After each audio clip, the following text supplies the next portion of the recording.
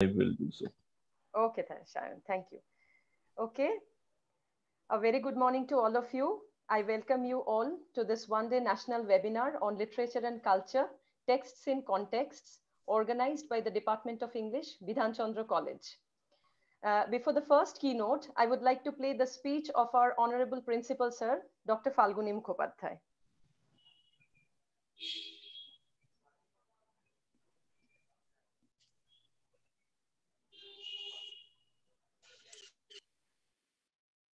Good morning, everybody.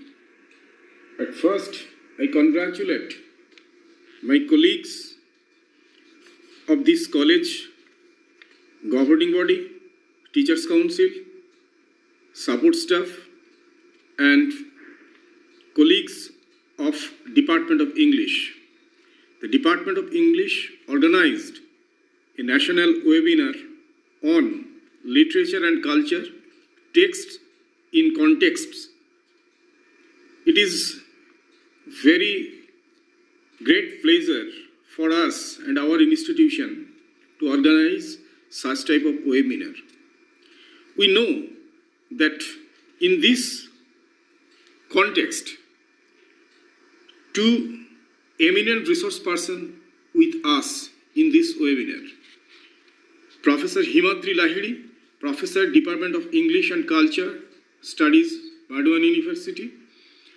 I really thankful to Professor Lahiri for his presentation, for his engagement of this webinar, and I really thankful to him that in this context, in this crucial time, he spared his valuable time for this webinar. Secondly, Dr. Shayan Chattopadhyay, Assistant Professor, IIT Kanpur. Dr. Chattopadhyay spent his time for this webinar. On behalf of governing body and on behalf of my institution, I recognize his effort. I firmly believe this webinar must be benefited for the participant, researcher, teachers, scholar of this arena, mainly literature, subject English, and obviously the person who are interested in social sciences. I heartily welcome all, and again I congratulate my colleagues, especially the Department of English. I hope in our near future, after COVID-19, we organize various such type of seminar and webinar that will be benefited for our students, scholar, researcher, and other participant. Thank you all. Again, I welcome all participant, delegates, dignitaries, resource person, and students. Thank you. Thank you again. Now I request our head of the department, Dr. Shubhadeep Ray, to introduce the speakers. Very warm welcome to all of you. Thank you, Principal Sir. Thank you, Convener Ma'am. Good morning. This is a matter of great pleasure that we have amongst us two academicians of international repute, and they are our resource persons, Professor Himadri Lahiri and Dr. Shayan Chattopadhyay. Our first speaker is Dr. Shayan Chattopadhyay, who is an assistant professor in the Department of Humanities and Social Sciences at the Indian Institute of Technology, Kanpur, where he teaches English literature, critical theory, and communication studies. He received his doctorate degree in 2014 from the University of Cambridge and his master's degree from the University of Calcutta. His research has been primarily in the area of Indian middle class self-fashioning and its literary manifestations. His forthcoming book, Being English, Indian Middle Class and the Desire for Anglicization, explores three 20th century Indian writers, Cornelia Sorabji, Niroj C. Chaudhuri, and Don Morris, and their quest to fashion themselves as English He was the 2017 Baden-Württemberg Research Fellow at the University of Heidelberg. Today, he will be speaking on Shal trees turning into oaks, lure and anxiety of Anglicization in colonial Bengal. So I humbly request Dr. Chattopadhyay to please deliver your speech, sir. Thank you, Dr. Ray. First of all, am I both audible and visible? Yeah, both, sir. Absolutely. Absolutely okay. All right. So thank you again, and also thank you, Troy, for inviting me here.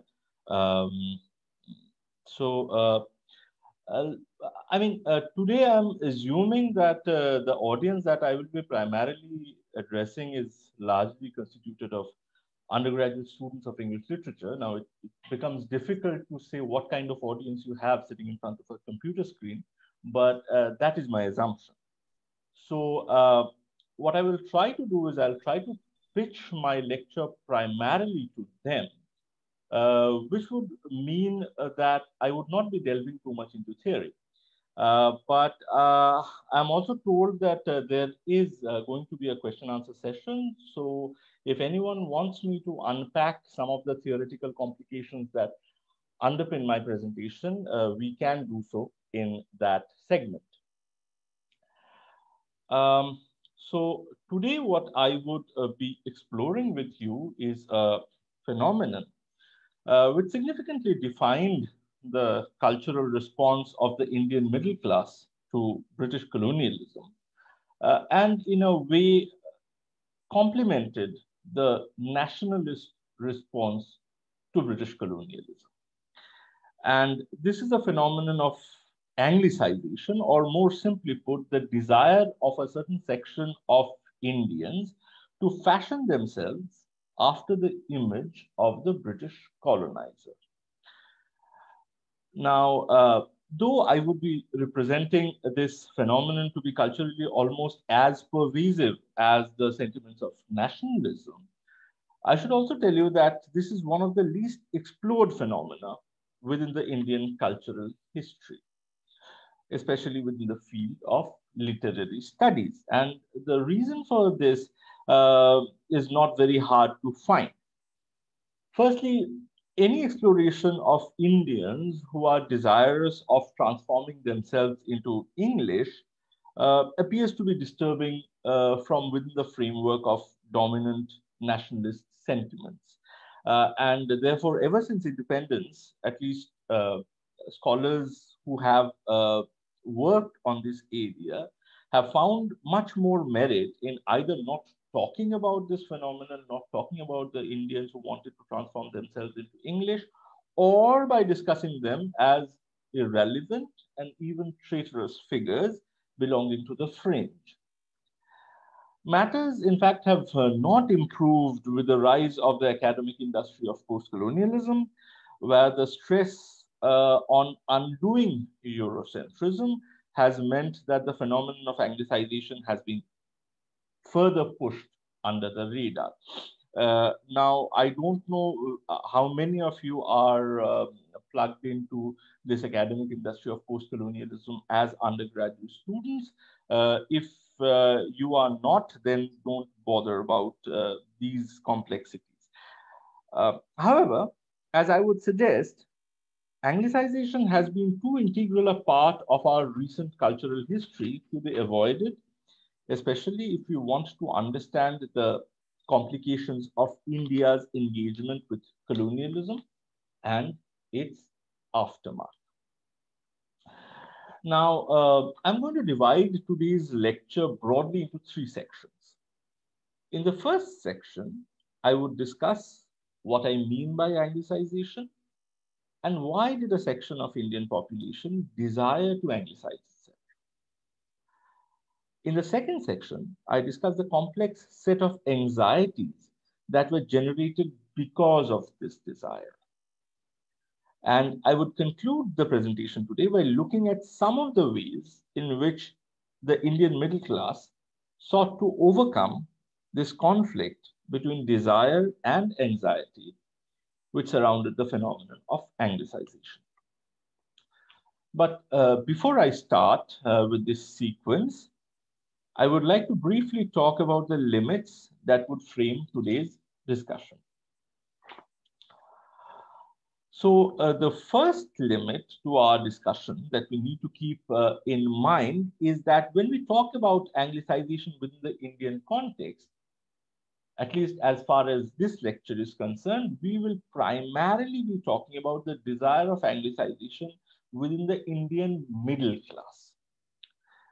Now, what is the middle class? Well, in defining the middle class, I will primarily be taking my cue from historian Shumit Sarkar, who traces the emergence of this distinct social group to the spread of Western style education, also known as English education, in colonial India during the 19th century.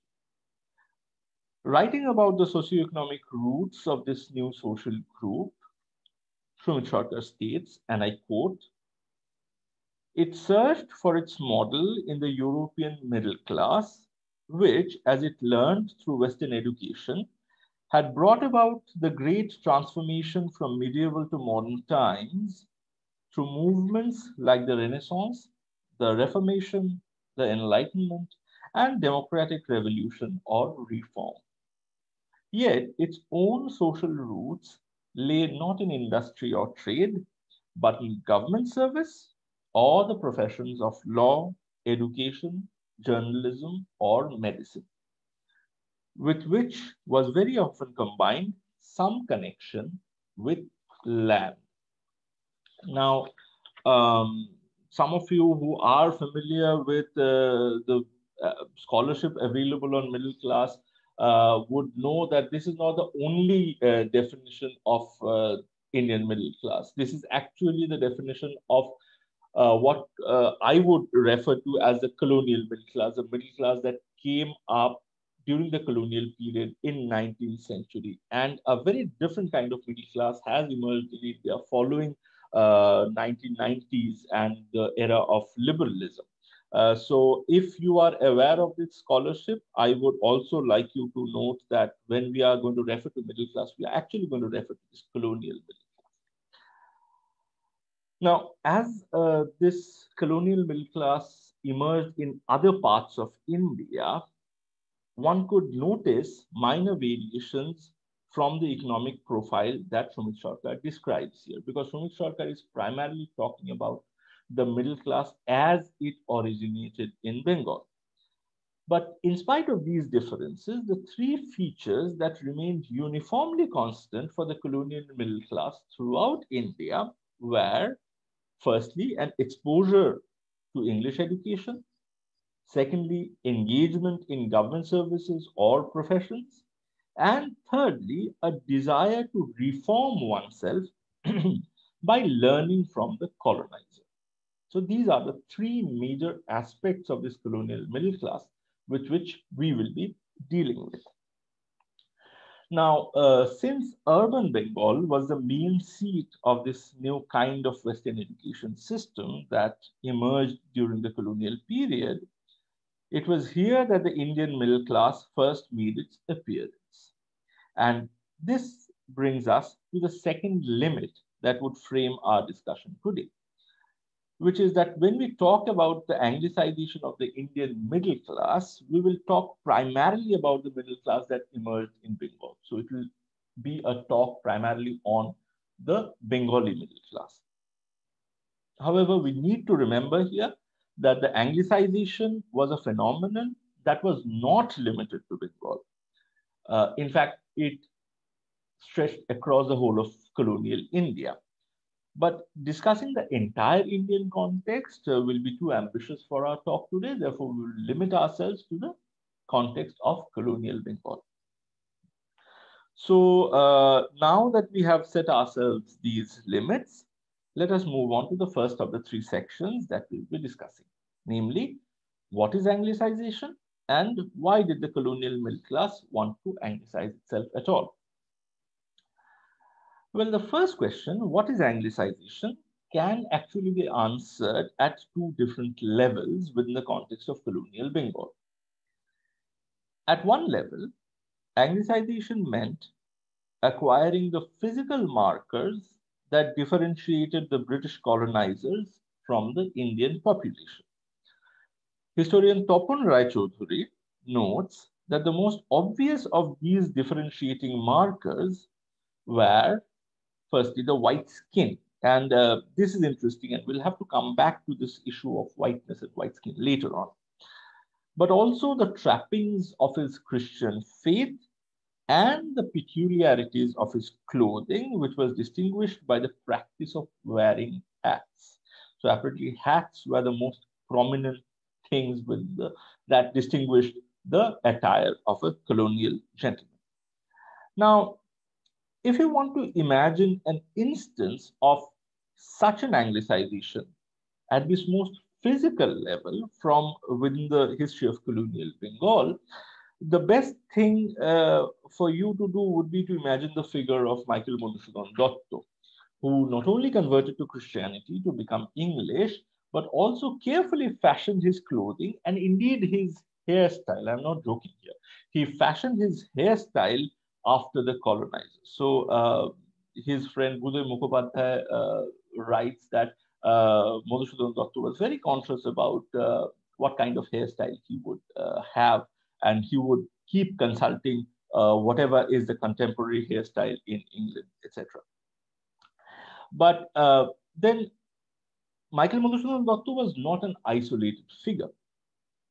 Indeed, Bankim Chandra Chattopadhyay, writing in the later part of the 19th century, notes how effects of Anglicization was all pervasive on the outer manifestations of the socio-cultural lives of most middle-class Bengalis. And I quote from an English essay by Bankim, where he writes that in outward circumstances of social and personal life, English-educated Bengalis are rapidly getting Anglicized. Few English-educated Bengalis will deny this. The stamp of the Anglo-Saxon foreigner is upon our houses, our furniture, our carriages, our food, our drink, our dress, our very familiar letters and conversation. He who runs may read it on every inch of our outward life. However, the effect of Anglicization within the Bengali middle class ran far deeper than these outward signs. Indeed, their desire to culturally emulate the colonizer almost as greatly transformed their inner lives and led to a large-scale adaptation of a worldview which bore the stamp of being Western. And describing this Western worldview, psychologist Ashish Nandi states that it was characterized by a belief, and I quote, in the absolute superiority of the human over the non-human and the subhuman, the masculine over the feminine, the adult over the child, the historical over the ahistorical, and the modern or the progressive over the traditional or the savage. So these were the two aspects that constituted Anglicization within colonial Bengal. One was the physical aspect, the other was this adaptation of this particular worldview, which was stamped as Western. But then the question arises, why did the colonial middle class Bengalis want to Anglicize themselves at all? Now, if I was writing a journal paper on this, I would answer this question by referring to things like Robert Merton's reference group theory and the ways in which this theory has been modified within the Indian context by sociologists like M.N. Srinivas and Yogendra Singh, who have tried to adapt this to explain the phenomenon of modernization and the sub-phenomenon of westernization within it. But as I mentioned earlier, I would not be referring to theory much today. So let me try and answer this question to you differently. Now, imagine yourself as a 19th century middle class Bengali. you are situated within a colonial context, uh, irrespective of how educated you are, from what kind of family you come from, how wealthy you are. Class made a difference, I mean, wealth made a difference, but irrespective of those differences, you would be situated within a colonial context where you clearly did not belong to the elite ruling population. In fact, the difference between you and those who rule over you are deeply entrenched within this colonial context, and they are constantly emphasized in every aspect of your quotidian life. For instance, a lot of government posts are unavailable to you. You are barred from taking those posts. A lot of public spaces within your city is beyond your access. And indeed, whole sections of public transport are beyond your access. You are barred from those areas. Now, in other words, therefore, discrimination against you is both organized and is seen as part of the norm. So, discrimination is normal, discrimination directed against you. Um, Now, the first thing probably that would hit you in such a context, living within such a context, is why are we colonized? Why are we in such a state of inferiority? And of course, the second question that would plague you, which emerges from the first question, is how can we emerge out of this situation of inferiority and earn a place within the elite circles of the colonizing population, right? Now, for many Bengalis, during the colonial period, the answer to the first question, that is, why are we colonized at all, was that the English who ruled over us did so or could rule over us because they have acquired cultural and technological superiority during the recent phase of history. So the belief in English superiority within the context of 19th century Bengal was pretty deep-rooted.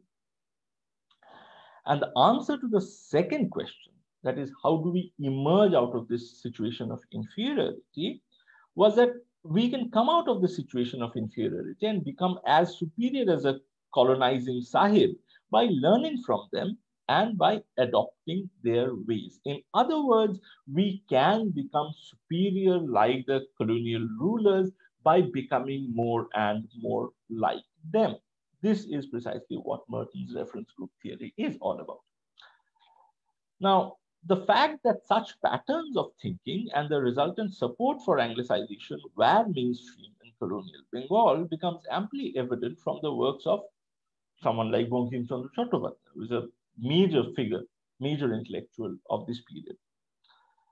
So, for instance, those of you who are familiar with his novel Anandamot will know how Bankim uses a semi-divine character near the end of his novel to make this following argument. And here I'm quoting from Julius Lipner's translation of the novel. Unless the English rule, it will not be possible for the eternal code. Now, eternal code is how Julius Lipner translates Sanatan Dharma. Bankim doesn't use the word Hindu Dharma, right? Sanatan Dharma. Unless the English rule, it will not be possible for the eternal code to be reinstated. The English are very good in the outward knowledge, and they are very good at instructing people. Therefore, we will make the English king, right?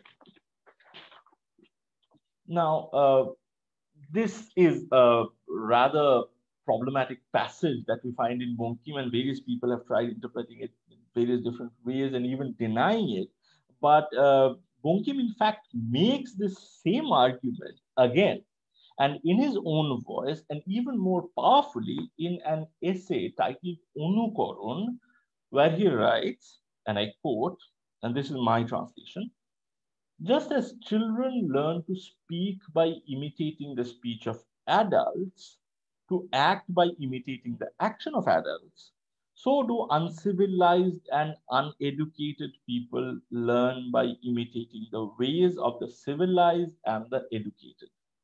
Thus, it is reasonable and rational that Bengalis should imitate English. You'll have to remember that this is Bankim Chandra College, right? Now, such faith in colonial tutelage, however, opened up a glaring problem for the colonial middle class. And this brings us to the second section of our discussion today. The problem was that the idea of imitating the English colonizer generated amongst the Bengali middle class a significant degree of anxiety about losing their innate nature. And we see instances of this anxiety even in Bankim's own writings. For instance, take his humorous essay titled Prachina or Nobina, where he launches a scathing criticism of the attempt to educate and reform the traditional Bengali woman by educating her and turning her into a mem sahib. And I quote, this is a translation by Yashodhara Bagchi. Educate the women, permit widows to get married again, emancipate them from their domestic cage, and let them fly up to the sky. Abolish polygamy and do whatever you can to make proper mem sahibs out of our Pachi and Rami and Madhi. If you can do it, well and good. But if Pachi grows into an English woman by and by, we may look forward to our shal trees turning into oaks one fine morning.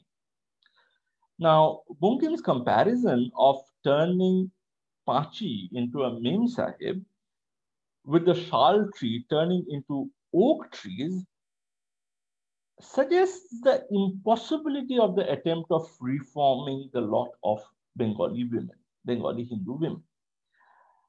At one level, the argument here is that just as a shal tree cannot become an oak, so our Pachi cannot ever be turned into a mem sahib. But the problem here is that in this essay, Pachi, Rami, and Madhi represent the Prachinas or traditional Hindu women who are contrasted with Nobinas or the modern women.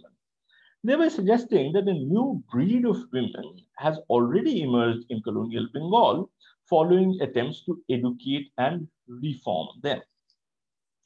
Thus, the comparison between Bengali women becoming mem sahibs and the shal trees becoming oaks also suggests an underlying anxiety. It speaks of the fear that such a transformation, in spite of its apparent impossibility, was actually taking place in the contemporary society. Shal trees were actually turning into oaks almost overnight.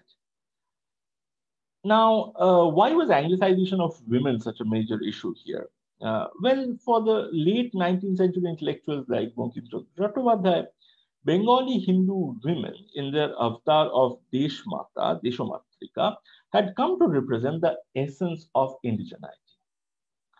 Hence, the very prospect of our Pachi turning into the alien figure of a Mem Sahib evoked the fear of altogether losing the essence of indigeneity and becoming transmuted to the absorption of Western influences into something totally different from what is one's innate nature. An indigenous shal tree grotesquely turned into a foreign oak.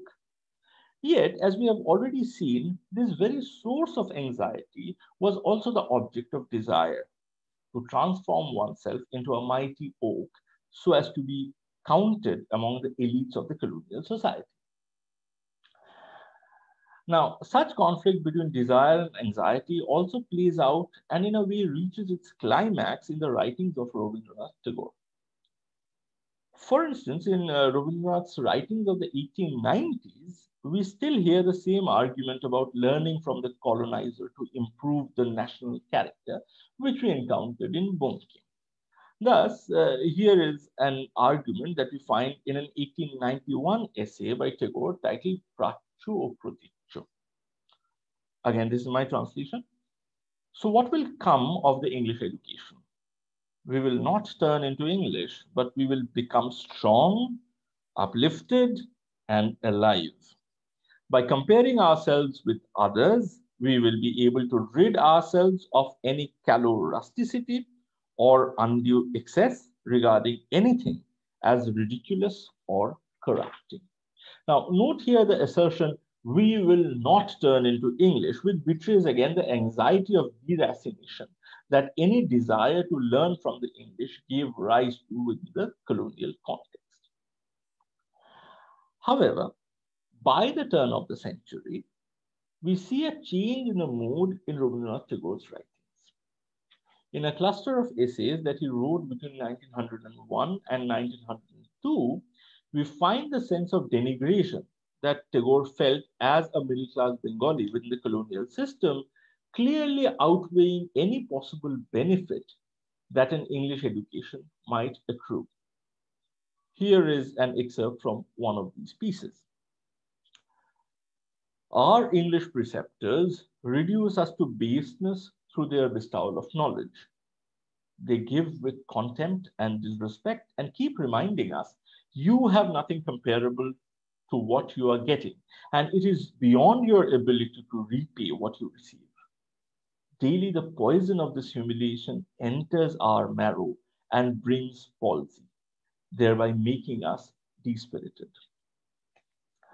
A year later, in 1903, in an address that he gave on the occasion of the Bengali New Year, we find Rabindranath no longer associating the progress of national life with the imitation of the colonizer by receiving his English education. Indeed, we find him making the exact opposite argument. So this is from his essay titled Noboborsho. That which we are refusing to look at out of disregard, that which we are not being able to know, that whose very hint detected from the windows of the English schools is making us turn our blushing faces, that is the eternal India. Now, what Rabindranath, as a representative of the English-educated Bengali middle class, is asserting to his readers, who belong to the same milieu, by the way, is that any idea of progress in the national life needs to be predicated on the ability of the middle class to go beyond their English schools and, by implication, go beyond all the contact zones where they interact with their colonial masters. Now, these anxieties about losing one's true identity through Anglicization and the denigration faced within the colonial system was powerfully coupled for the Bengali middle class by the anxiety about their skin color. So by the 19th century, whiteness had become a key element in the British perception of their self-identity. Similarly, from the 19th century onwards, white skin acted as one of the main markers through which Indians identified the colonizing race and distinguished them as foreigners. So whiteness, in fact, has a history of its own. If you're interested, Radhika Mohan Ram's book titled Imperial Whiteness is a very good starting point. Now, therefore, with the white body playing such a crucial role in defining the English identity, both for the colonizer and the colonized, it was imperative that an attempt to become English also involve an attempt to become white-skinned. Yet Bengali efforts at Anglicization came up against an insurmountable barrier here. Thus, even the ardent Anglophile Michael Madhusudan Dotto was deeply shaken when, on his arrival in England, he was treated as a quote-unquote damned nigger. And even Bonkim, for all his fascination with the idea of learning from the English, was convinced that anyone with a dark skin had little hope of fair treatment in any employment under the colonial system. And in fact, his own career progression was stunted because of the fact that he was an Indian, he was a Bengali and did not belong to the colonial elite. So by the beginning of the 20th century, all these anxieties surrounding the desire for Anglicization within the colonial context came to a head for the Bengali middle class. And therefore, from this period onwards, we see a changing attitude towards Anglicization. This brings us to the third and concluding section of our lecture today. One of the trajectories that emerged from within the Bengali middle class society of this period was an absolute rejection of the desire to become like the English. And this resulted in a turn towards an anti colonial nationalism, a radical anti colonial nationalism. And this movement is perhaps best exemplified within the context of colonial Bengal by Rabindranath himself.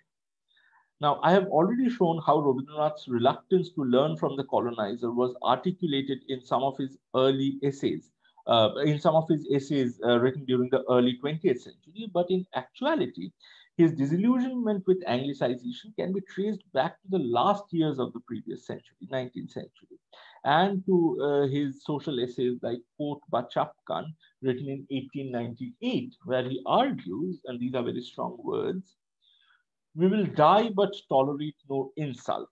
That is a sentiment too.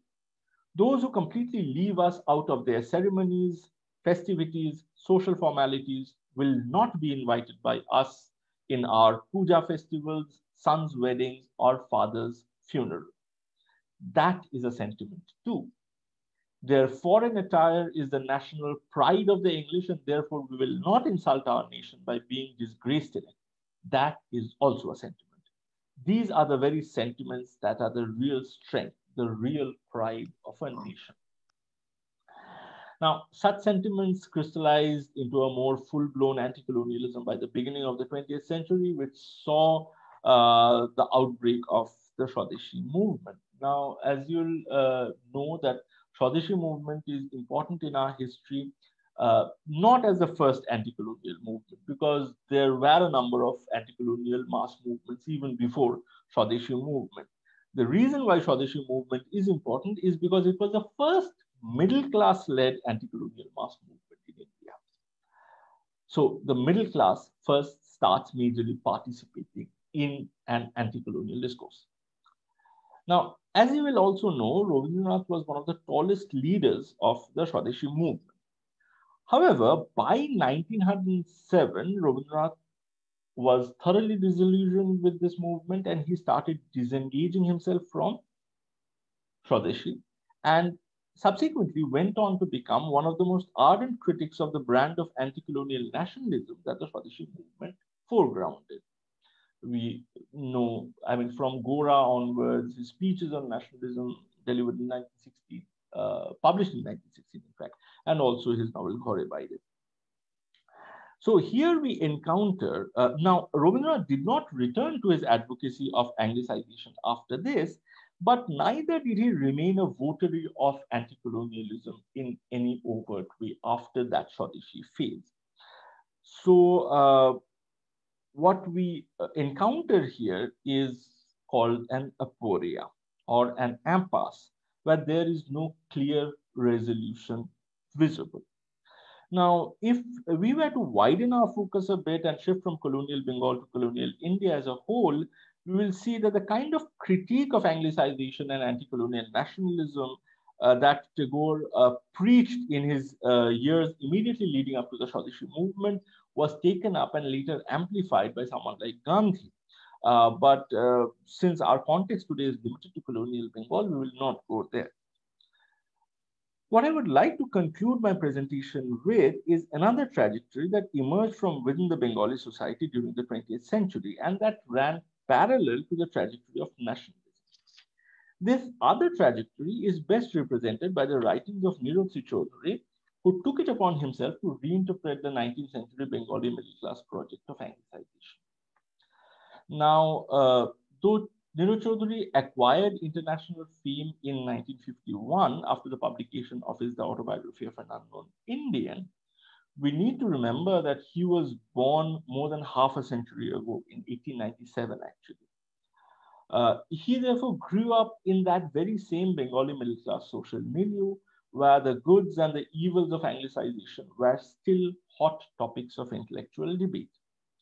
However, by the time Niroti Chaudhuri emerged as a public intellectual in the 1920s, when he edited and actively contributed to Calcutta-based journals like the Modern Review and Shonibarer Chithi, three very specific problems were already strongly associated with the desire for Anglicization. The first problem, of course, was the fear of losing one's true innate indigenous identity. The second was not being accepted as an equal by the British colonizers, irrespective of one's level of anglicization. And the third, of course, was the problem of the dark skin. Now, Niroj Chaudhary's own anglicized self-fashioning sought to address each of these three issues by foregrounding a unique argument about Aryan migration, out of all things. Now, in the late 18th century, the colonial administrator William Jones had pointed out the similarities between Sanskrit on one hand and Western languages, classical languages like Greek and Latin on the other. And in the 18th century, the Oxford-based German Orientalist Friedrich Maxmuller used this linguistic link, to propose a unique and, as we know today, a problematic racial theory. What was that? He argued that the presence in India of Sanskrit and languages derived from Sanskrit, including Bangla, means that a group of people migrated to India who shared their ancestry with people who settled in Europe and gave rise to the Greek and Latin-speaking civilizations and their modern incarnations.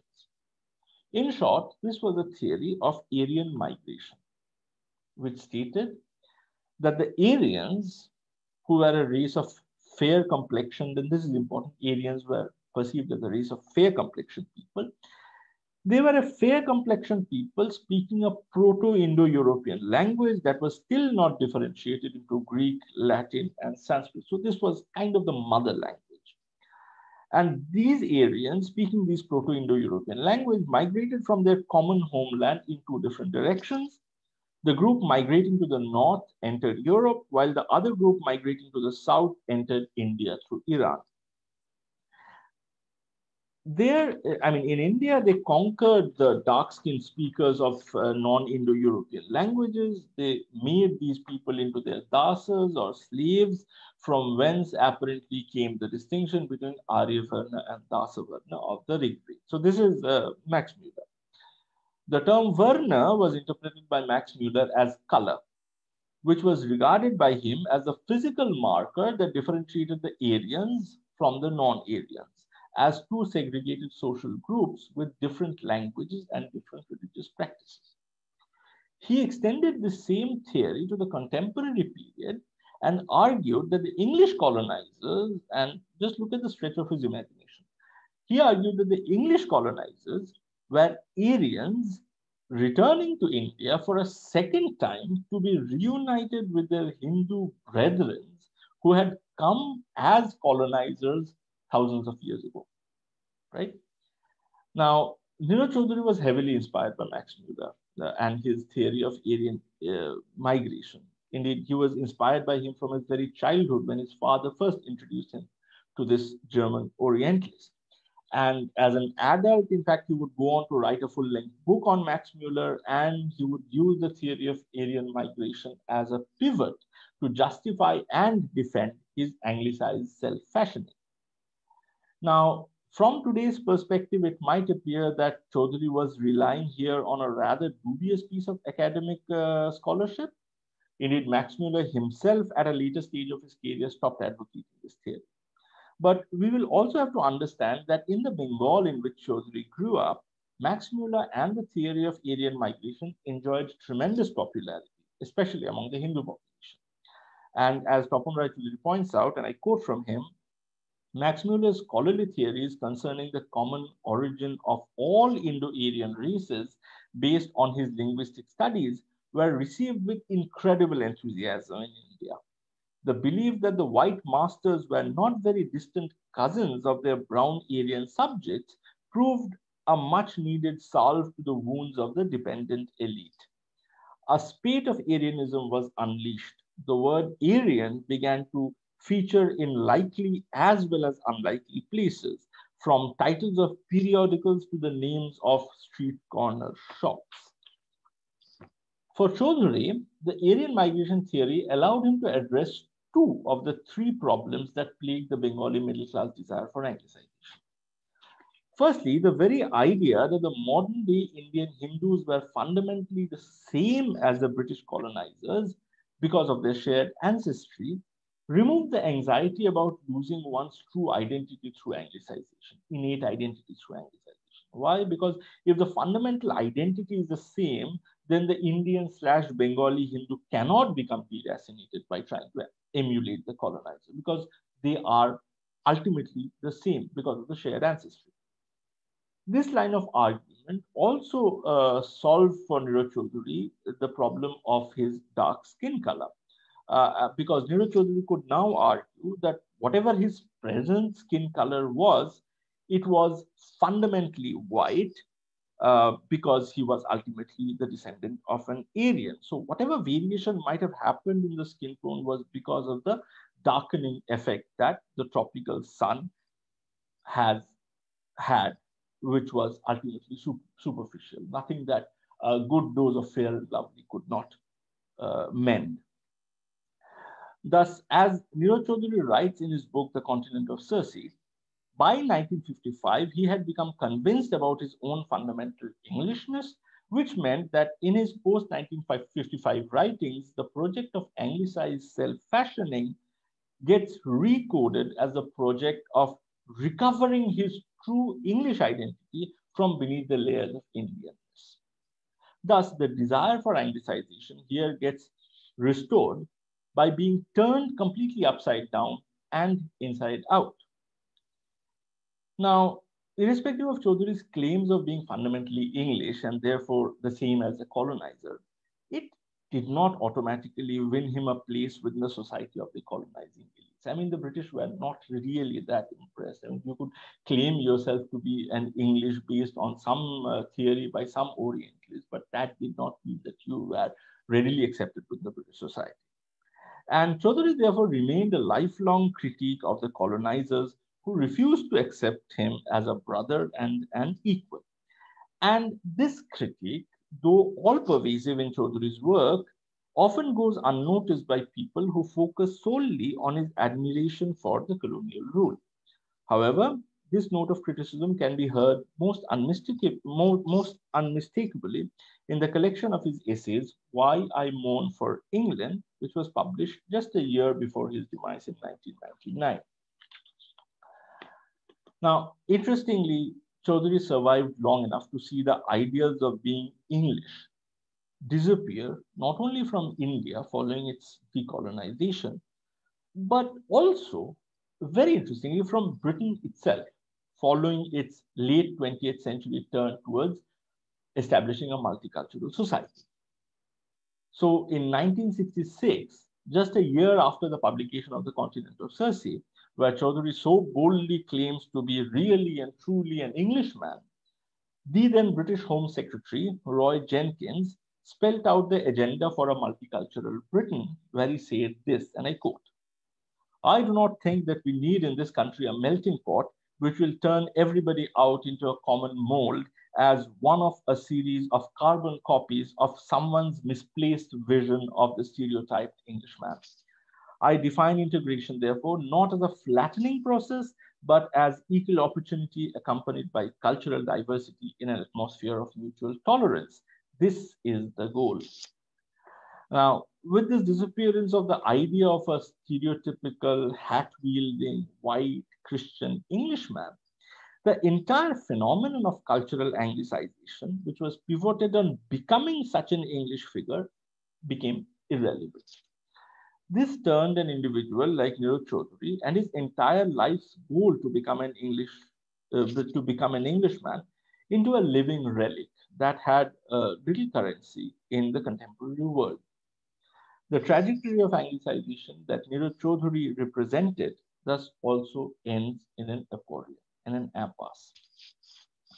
Therefore, as we look at the cultural history of the Bengali middle class, we find at its heart a self-fashioning project which neither reached a climax nor was it ever properly denounced. Anglicization of the Bengali middle class therefore remains even today an unfinished project whose disturbing presence haunts us like an unburied dead. Thank you.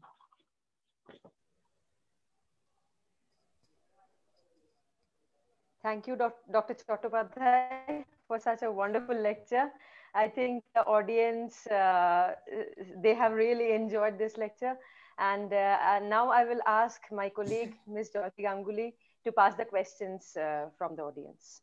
Yes, thank you, Troidi, and thank you, Dr. Chattopadhyay. It was really wonderful listening to you. And we have one question from our respected HOD, sir, Dr. Shubhadeep Ray. He asks, he actually requests you, sir, if you would like to explore the class question a bit further for our postgraduate students. Sir says that the English educated middle class was also led by such figures like Vidyasagar, who was a self-made man.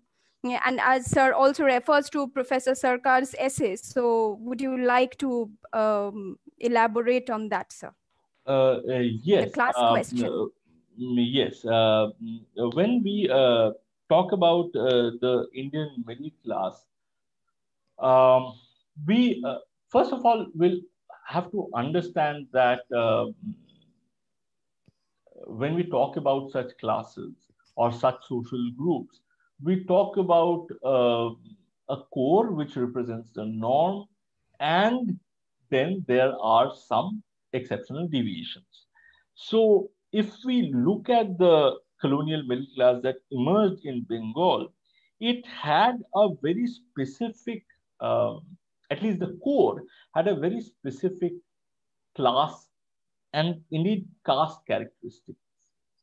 Now, class wise, at least the Bengali middle class that emerged during the first half of the 19th century and also during the third quarter of the 19th century, I would say, were primarily people from fairly well to do families, right? And the reason for that was primarily because English education was expensive. Not only that, not only was English education expensive, it was also relevant to a small section of people. I mean, the relevance of English education, the relevance of the kind of education that someone like Michael Madhusudan Doctor received increased with time. But when someone like Michael Madhusudan Doctor or any of the other young Bengal leaders enrolled themselves in a Hindu college, now Presidency University, there was no utilitarian relevance of that education, right? So it was primarily a group of wealthy people coming mostly from upper caste Hindu society who represented the who represented the Bengali middle class. Now, having said that, and this is the core, uh, having said that, we do have deviations like Ishwar Chandra Vidyasagar. And by the way, when we are talking about Vidyasagar, we'll also have to remember his association with uh, Sanskrita College. And here, the spatial politics is very interesting. So, I mean, those of us who are aware of the layout of that college street would know that on one side we have Hindu College, which is the seat of Western education, and on the other hand we have Sanskrit College. Interestingly, Sanskrit College was established with the funds of East India Company, whereas Hindu College was established by the indigenous elite population, the moneyed population, right? Um, Vidyasagar belonged to the other side of the street, right?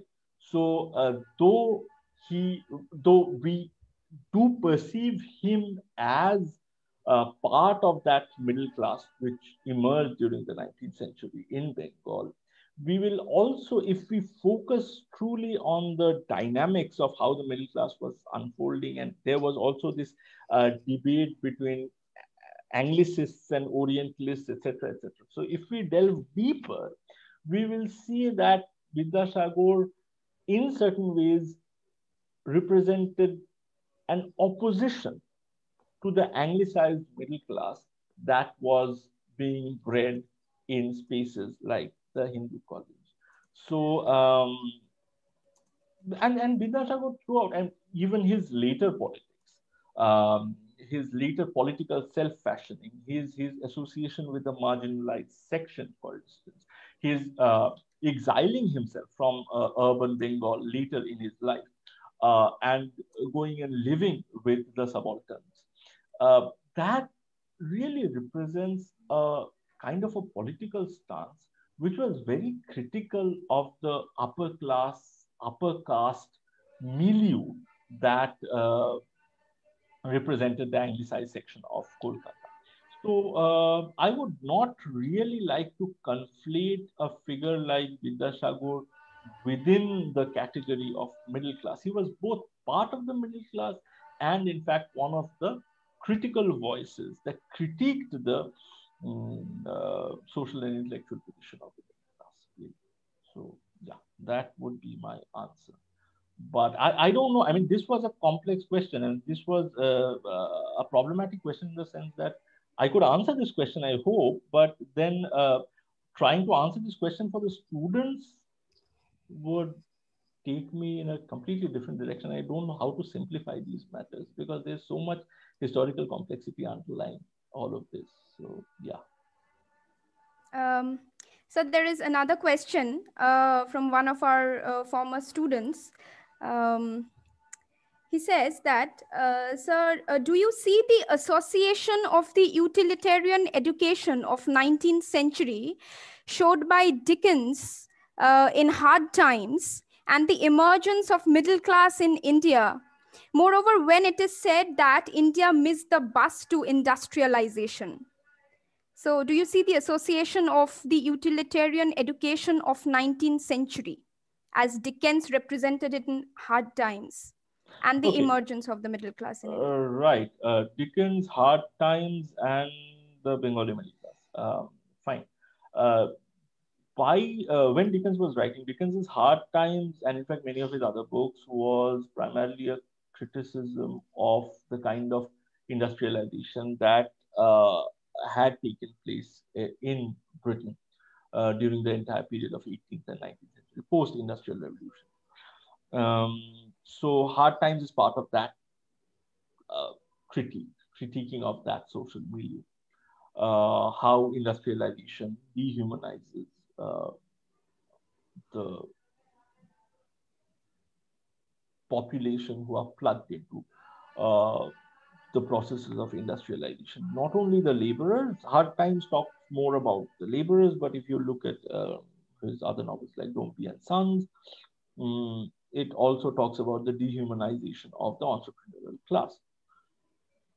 The problem of trying to draw a straight line from this world of Dickens to the Bengali middle class of the 19th century is that the Bengali middle class or the Indian middle class at large, which emerged during the 19th century, was not associated with any large-scale industrial endeavor.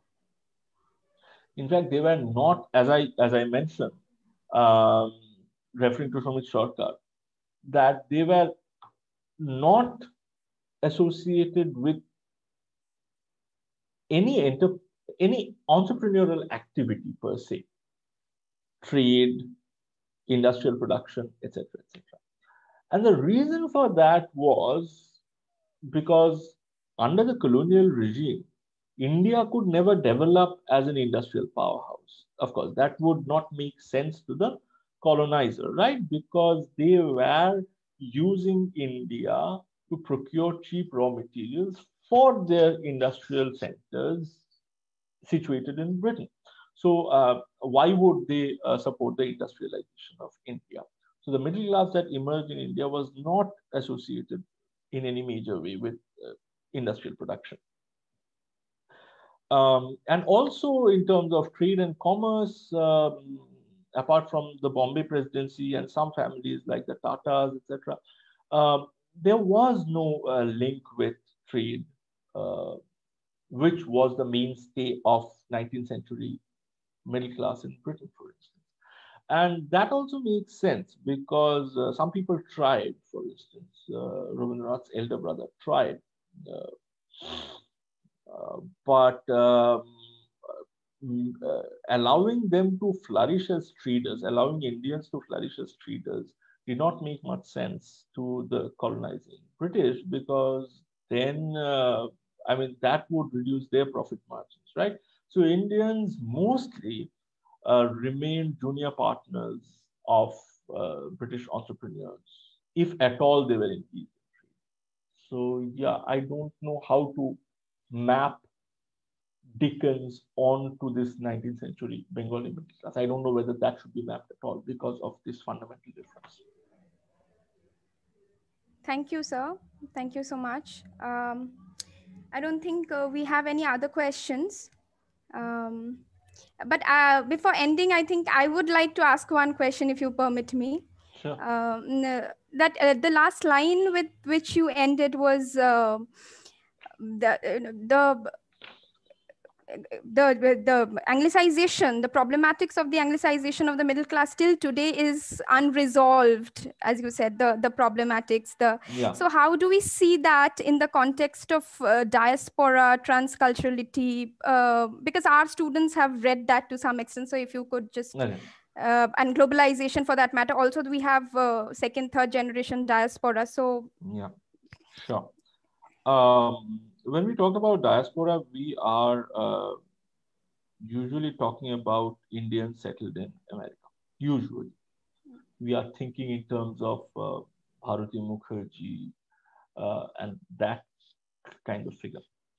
But if we think of diaspora in terms of Salman Rushdie, for instance, who writes a lot about it. In fact, Salman Rushdie too is deeply, or at least till one point in time, till he wrote Satanic Verses, he was deeply involved in this politics of Anglicization. All right.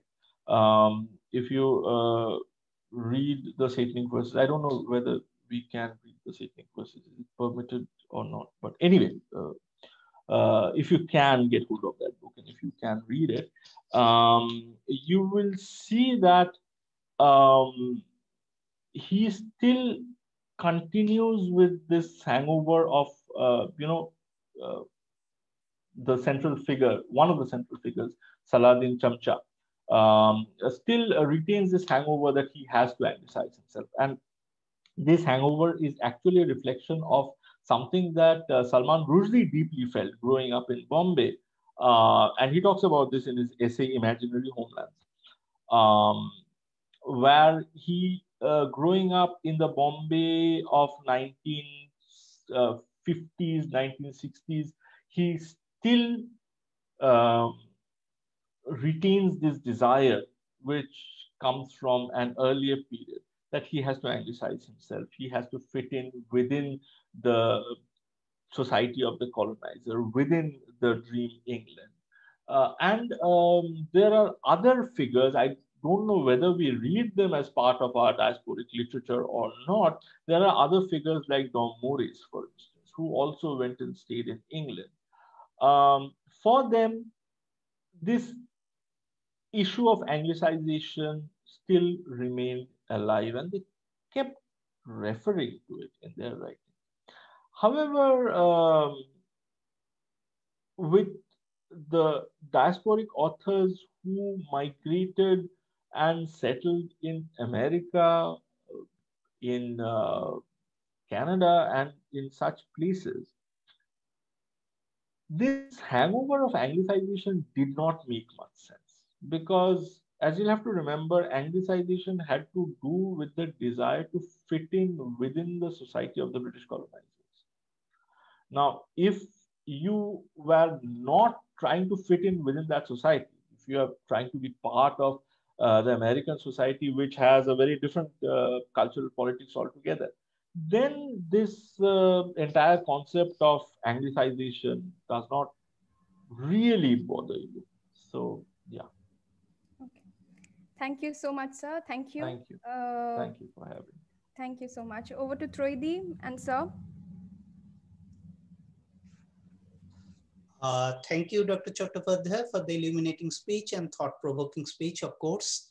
Our next speaker is Professor Himadri Lahiri, who needs no introduction because most of us are directly or indirectly students of HLSEP. Professor Himadri Lahiri is a former professor, Department of English and Culture Studies, the University of Burdwan, West Bengal. Presently, he is a professor of English at the School of Humanities, Netaji Subhash Open University, Kolkata. He has written extensively on diaspora studies, post-colonial studies, and Indian English literature. He is co-editor of Revisiting Partition and Bangladesh Literature, Bangladesh Liberation War, Contemporary Perspectives 2020. His other recent publications include Diaspora Theory and Transnationalism 2019. Professor Lahiri is also an accomplished poet. So I request our dear HL sir to please deliver his lecture. Over to sir.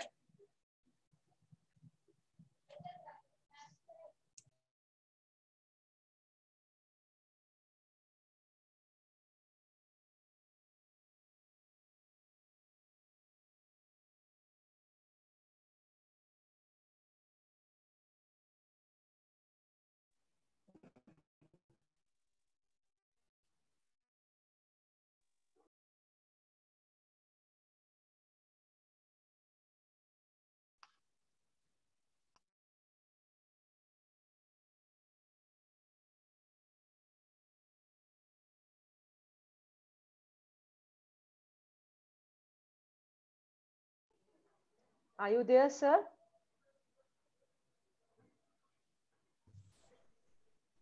Sir, are you there? I'm there. I'm there. Can you hear me? Yes, yes. Yes, we can hear you, sir. Yes. Okay. Okay, I think you can see me also right now. Yes, sir, absolutely okay. Yes. Okay. Thank you very much. Thank you and very good afternoon, everybody. You see that it was a pleasure for me to listen to the earlier lecture, which provided a very good background information of the 19th century and the spillover of that kind of insight into the present moment as well, 20th century and the present moment as well. Now, my focus today will be Indian English literature written in English. And you know that I have given tentatively the title, which you may have received, which is Post-Colonialism, Post-Colony, and Indian English novel, which is a big area.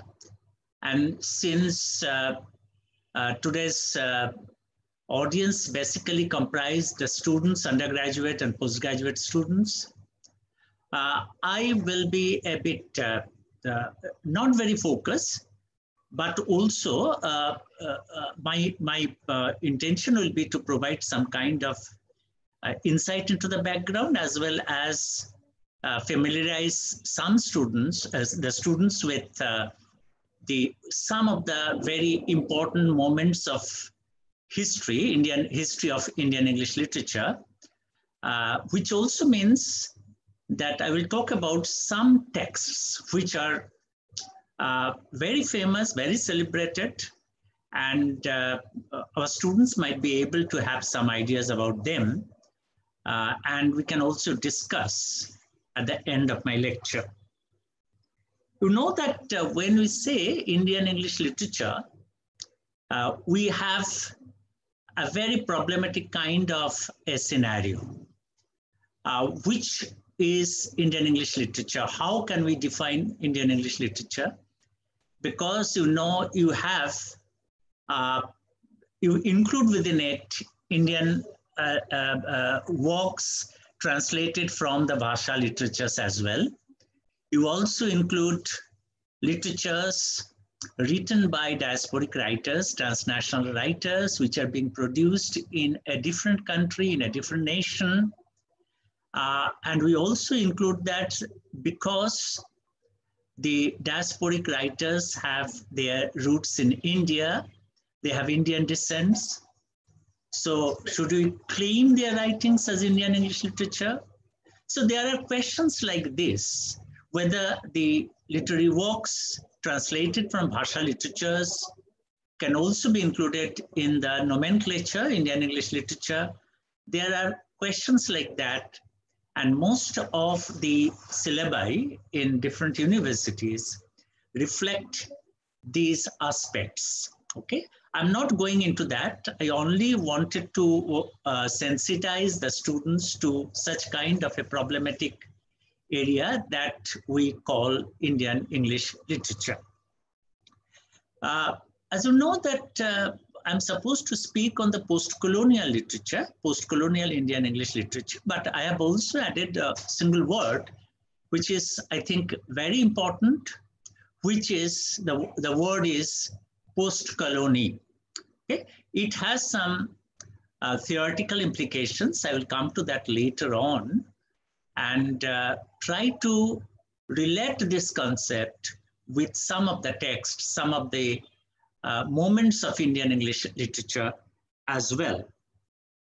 In the post-colonial literature, you know what post-colonialism is, you know what the period, how we can characterize the period. I'm not going into that. But when we say post-colonial literature, post-colonial Indian English literature, you know that we refer to a corpus of literary works written by Indian English Indian writers after the Indian independence. Okay, you know that if you have a bird's eye view, you'll find that this literary landscape is characterized by certain very important features.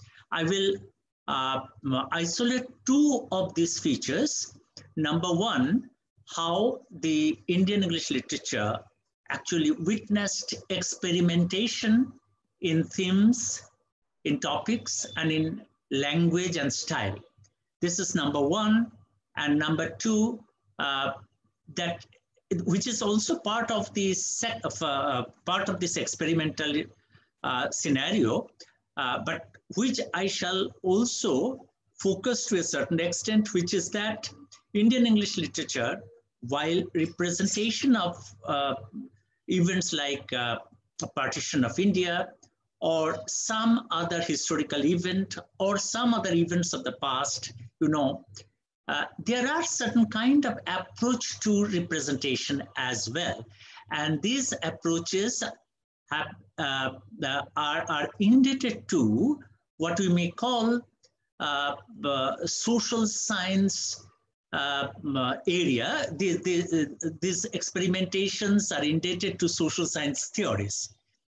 I will come to that later on, but I need to begin from the beginning, because you know, the students, I think, should know how Indian English literature began. I will talk on this particular aspect for about 10 minutes, and then I shall switch on to the post-colonial literature. You know that Vinay Dharwadkar, in a very interesting article, talked about 4 contact zones. Okay, from these contact zones, the Indians of the 19th century, or even before that, they learned how to speak English, how to write English. And these 4 contact zones are: number 1, the zone of employment, the zone of marriage and family, the zone of religious conversion, and the zone of friendship and social relations. You know that the zone of employment actually referred to the early use of English as a language of contact, as a language through which you can express your intention, your sentiment, everything. And this period saw the emergence of the Dobhashis. And these Dobhashis, who are interpreters actually, that go between kind of people who contacted the Sahibs, the Englishmen, basically for the purpose of transactions, business transactions. And this also produced a class of people who in some way or other contributed to the English literature in certain ways. I shall mention Din Muhammad, who had obviously written a wonderful book, Travels of Din Muhammad, which was published in 1794. And this is a product of this zone of contact, which Vinay Dharwadkar has characterized as the zone of employment. In the zone of marriage and family, you can include writers, poets like Derozio, Ruskin Bond, Alan Seeley, because they were the products of mixed marriages. Okay? And some of them were obviously called, they were called Anglo-Indians as well. So this is the second zone. In the third zone is the zone of religious conversions, and religious conversions during the 19th century specifically. They produced a good number of very important writers, creative writers, and among them you could include the members of the Dutt families, okay? Dotto family, Toru Dotto, Uru Dotto, you can include all of them in this category. And then there were also a group of people who were the products of the zone of friendship and social relations. Okay, so this was the early period, and this was a kind of beginning of the English, the use of the English language, and also the production of literary works in English. You know that very interestingly, the Din Muhammad is usually called the first work written in English, although it was not a fictional work. But the first fictional work is a very important work, but about which we do not know much, is called A Journey of 48 Hours of the year 1945, which was written in exactly 1835, the year when Macaulay's Minutes was published. Okay, this was written by Kailash Chandra Dutt, and this is a narrative of insurgency. Okay, the first fictional work is written about the insurrection of a group of people against the East India Company. Okay, so from that point of view, it is a very landmark production, although this book was lost for a long, long period. And in the early years of this century, it was found again and it was republished. Okay. The next work, which is also very important, and this also is a speculative fiction like Kailash Chandra Dutt's fiction, which was called Republic of Orissa, Annals from the Pages of the 20th Century. So this again was a narrative of revolt against the British Raj. So you see that the first two works written in English actually is a kind of a proof of how English language can be used against the colonizers themselves. And therefore, these two works should be known by the students specifically, because in the beginning was the rebellion, and the narratives, these two narratives, also led to some other narratives. But then I feel that these two works are very, very important, and students should be aware of these two works. You know that the next work that became very famous, which is Bankim Chandra Chattopadhyay's Rajmohan's Wife, which was published in 1864. It was a narrative of social reality, which concerned the social reality. But then these works, which came very late, but then these works, the initial works, contributed to the understanding of how literary works in the form of a particular genre can be used. Okay, so from that point of view, I think this is a very interesting beginning, and this beginning was carried out in the 19th century, in the early 19th century, in the 30s and 40s specifically, by the three important writers, Mulk Raj Anand, R.K. Narayan, and Raja Rao. And there were some other writers in between, but I'm not speaking about them because they were not that much famous. Okay, so this, in a way, in a very nutshell, the beginning, and this beginning is a very important historical moment about which all of us should be aware. Now, you know that coming to the post-colonial period, which we officially, historically mark, the 1947 is marked for this purpose. And this was a phenomenal period because it began in 1948, the very important product, which is called All About H. Hatter by Desani, as you know.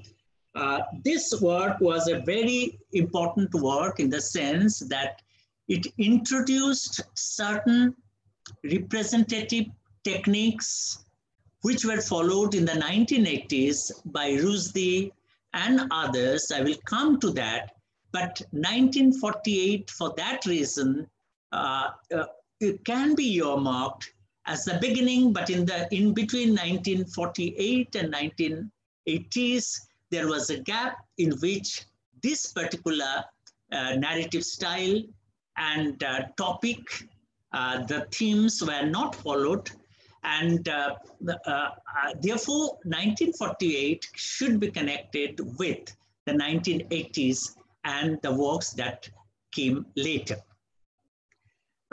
You know that the title of my presentation today is Post-Colonialism, Post-Colony, and Indian English Novel. You know what post-colonialism is, but I shall specifically focus on the aspects, two aspects specifically. Number one, the dismantling of the hierarchy, the dismantling of the privileged classes who are privileged, always privileged because of their power, because of their education. And next, I shall also talk about the ethical aspects of post-colonialism, because you know the foundational moments of post-colonialism as a movement, as activism, was marked by the dismantling of the inequality, and which also searched for justice, as you know. So ethics was a very important aspect of the post-colonial moment. Now, this ethics was flouted again and again in the Indian political scenario, and political and social scenario, because we didn't achieve many things in the post-colonial period, because the kind of the image that we conjured about the post-colonial time has never been achieved. So from that point of view, we see that it was a certain, in a certain way, the post-colonial period is a continuation of the strategies of the colonial period. Only the rulers have changed.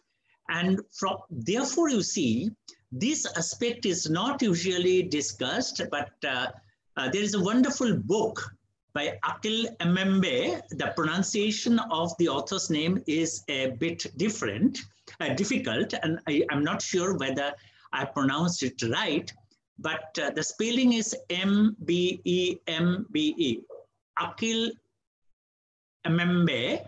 So this author, actually, she is a post-colonial critic. he wrote a wonderful book which is called On the Post-Colony. And the concept of the post-colony is fleshed out there. I shall, for 5 or 10 minutes, I will talk about the post-colony, because the concept of the post-colony, I think, should be, can be used in the praxis, in the interpretation of the texts, in the interpretation of the post-colonial situation, whether you mean it from, whether you refer to it from social point of view, or from the political point of view, or from the literary representational point of view, the concept of the post-colony should be kept in mind. This is my opinion, because this will give you a different kind of trajectory to talk about the post-colonial literature or the post-colonial performances. And post-colony, as you know, is the space which is marked by the independence from the colonial moments, okay, the colonial legacy. And it should be marked by, as you know, a certain kind of ethical considerations, certain kind of the establishment of ethics, certain kind of ethics which was supposed to have existed before the colonial period. In the pre-colonial period, we conjure the pre-colonial period as a wonderful period when there was nothing like the subjugation, although it was not true, but then this is a kind of popular imagination of the pre-colonial period. Now, the interpreters, the theoreticians,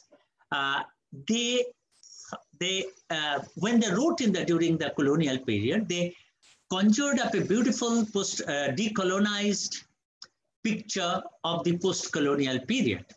Now, that image, that dream was not fulfilled, and that is why Akhil Membe's concept of post-colony should be read. I think that should be taken into consideration, and they can be applied to our analysis of different texts. Now, you know that post-colonialism was being actually critiqued right from the 1980s, okay? And some of the critics who actually went against the grain of post-colonialism as it was being practiced, one very important post-colonial critic was Simon Gikandi. Now, Simon Gikandi told that from the I'm quoting him, from the late 19th century to 1960s, decolonization in most of the third world had been defined as the restoration of the nation to its imagined pre-colonial autonomy and the securing of its identity from exogamous forces. So you see that the basic concept was to return to the pre-colonial period and to be free from the exogamous forces, by which he meant the colonial forces, the colonial subjugation. Now, the national culture came into the focus, the nation came into the focus, and this is reflected in many of the representations of the post-colonial period. Indian English literature is a witness to that. Whether you think of, you see, the Midnight Children, or whether you think of the great Indian novel, or many other novels, you'll find most of them were talking about the post-colonial nation. So the nation became the target of representation, the basic raw materials of representation, literary representation. And from that point of view, you see the novels were wonderful novels in experimentations of the post-colonial reality. Now, coming back to Gikandi, who talked about also the against the Eurocentric ideas, and the Eurocentric ideas and cannot be accepted. And from that point of view, the Indian authors attempted to create a picture of the specific reality, social and political reality of the Indian nation. And therefore, you see, the concept of universalization was to a certain extent avoided, and the attempt was more to the representation of the specific reality of the nation state. Now, therefore, you see that the dream of the post-colonial nation was obviously dying, and Gikandi has pointed out that while talking about the representation of the post-colonial writers, he says that nobody by the 1980s and the 1990s was convinced about the dream of the writers who wrote during the colonial period. But then what is very important for me in this lecture is that the concept of post-colony was actually advanced by Akhil Membe. As I said, it figures out the condition is the post-colonies. Appropriately, the notion of post-colony, as Membe actually observes, and I quote him, identifies specifically a given historical trajectory, that of the societies recently emerging from the experience of colonization and the violence which the colonial relations par excellence involves. He says that the post-colony is characterized by a distinctive style of political mobilization, and this political mobilization is actually carried out by the new political regime, and the strategies and the ideals remain almost those of the colonial masters. So there was not much change. But the post-colony is also made up of a series of corporate institutions and a political machinery. So there was an alliance between the politicians who formed the government, either at the center or in different states, and also the political and also the economic classes, the businessmen and multinational companies. So there was an unholy alliances between the political class and the economic class, the business class. And this, in a new form, constitutes a regime of violence. So there was a regime of violence during the colonial period, and it has been replaced by a different kind of regime of violence. So you see, there is no qualitative change. There might be quantitative changes, but there is no qualitative changes in the post-colonial period.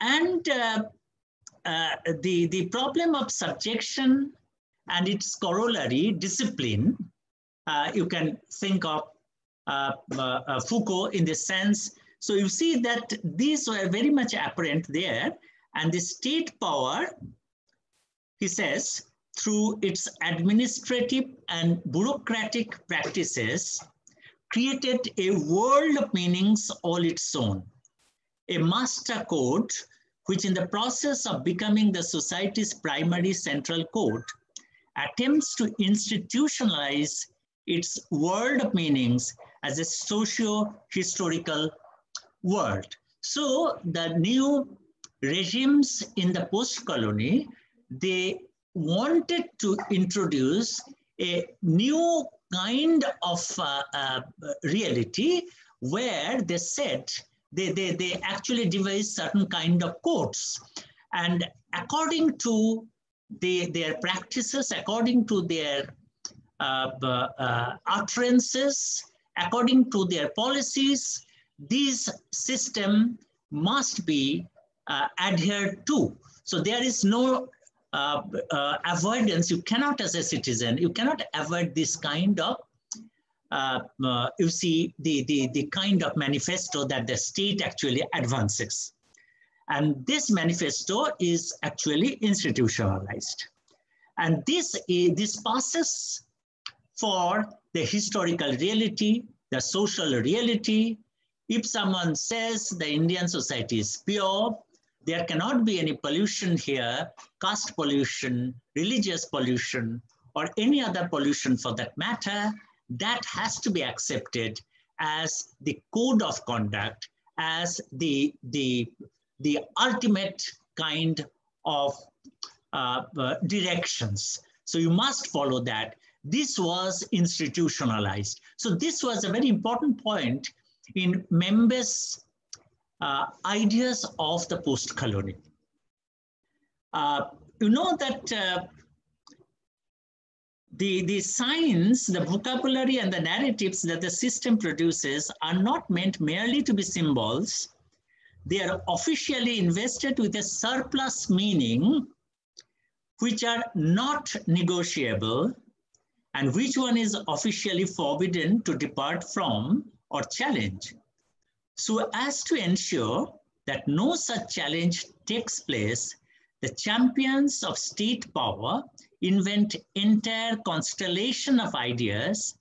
They adopt a distinctive set of cultural repertories and powerfully evocative concepts, but they also have resort, if necessary, to the systemic application of pain. As you know, this is what he calls the banality of powers in the post-colony. And this banality of power is accompanied by grotesque and the obscene, by the grotesque and the obscene, by the excess, okay? Which you can see not only in the countries of the South, but also in the US, which you have seen, which you are witnessing right at the moment, how the constitutional provisions are being violated. So the nation state, I'm not referring to USA right now, the nation state, you see, is a witness to a different kind of a post-colonial situation where the power axis remains, and the power is not only the power of the political power, but which is also business power, commercial power, and this commercial power, the business power, is also multinational power. So the exploitation continues not only through the state machinery, but also through the commercial, multinational, through the companies, multinational companies. So this is a kind of theorization about the post-colony that Akhil Membe speaks of. And I think this is a very important kind of a theory that we can accept and we can analyze, and we can also apply for the interpretation of the Indian English literature. As we know that I referred to Deshani's All About H. Hatter, which was written and which was published in 1948. Now, what is so special about this book? This anticipates many of the literary style and literary themes which we'll talk about later today. First of all, you see that the author speaks in a language which is not pure. So linguistically, there are obviously many kinds of experimentations. And he very overtly says, very clearly says, this book is written in a language which is impure. So in a sense, it is a modernist experimentation, but by hindsight, we can say that it is also a kind of postmodernist experimentation where he is not only talking about an Indian subject, but also a hybrid subject, a person who is born in Malay, who is 50-50, whose parentage is 50-50, which means that he was his mother was a Malay-born indigenous lady, and his father was an English father. So he was, in a sense, an Anglo-Indian from that point of view. So Desani, in the beginning, actually introduces a hybrid character, and he introduces a language which is hybrid. And this hybridity is taken over again in the 1980s by later writers and by the diasporic writers like Jhumpa Lahiri or Bharati Mukherjee or Salman Rushdie. Salman Rushdie mainly, he is an author who has spoken of hybridity and mongrelization. And Bharati Mukherjee also talks about mongrelization, which is a kind of hybridity, which is privileged, which is given an important position in the representational field, in the literary representational field. So it was Desani who introduced this trend in the beginning of the post-colonial period. And the protagonist is, as I said, is not only a hybrid person, but also a stateless person. And this suggests that no particular state, whether it is Malay, or it is India, or it is England, where he spent most of the time, or it is Africa, no nation can claim him as its own. So in a sense, he was the world citizen. He was a vagabond. So he speaks of, he actually talks about transnationalism and hybridization in a big way, which was taken up by the later authors. Now, in the book itself, the introduction is called mutual introduction. What does it mean? It suggests that it is not an introduction by one person. It is not an introduction by the author, G.V. Desani. It is also an introduction which is in which the protagonist, H. Hatter, takes an important part. So introduction is the result of both the author and the character. It was a very interesting experimentation which actually dismantles the authority of the author, which also gives a place to the main character, the protagonist. And this novel is a metafiction. It is very much self-conscious about itself.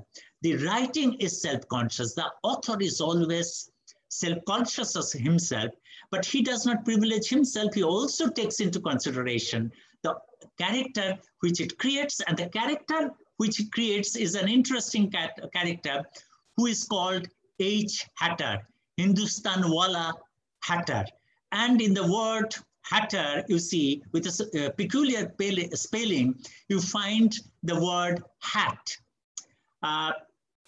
Mad as a hatter, you have a phrase like that. So it anticipates madness in certain ways. And what kind of madness is it? It is a madness in the narration. The narration never goes in a straightforward way.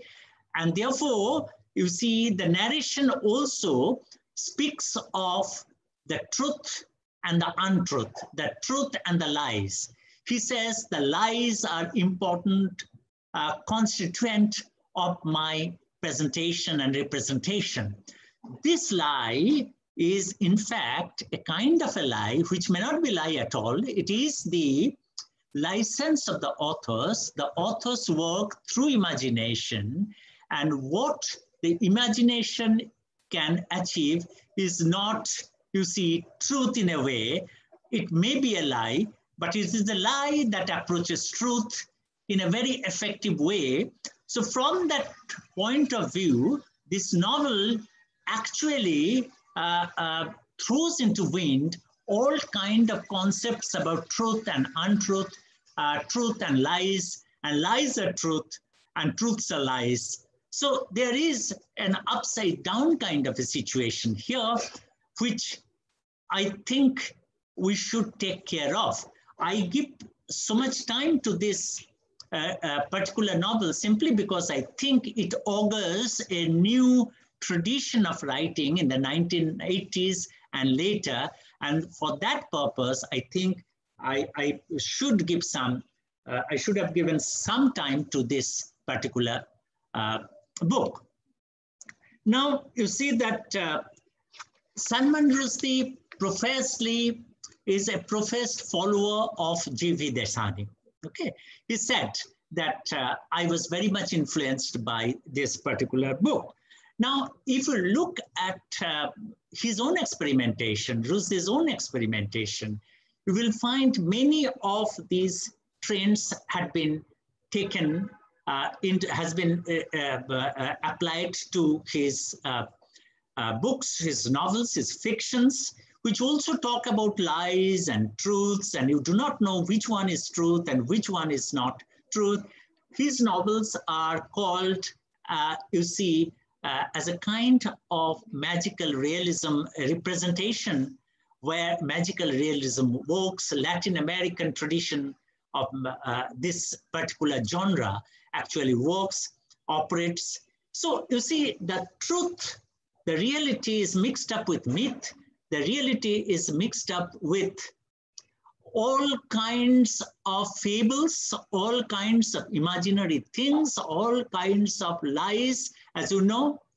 So when he speaks of the midnight children, the children who were born during the period from 12 o'clock to 1 a.m.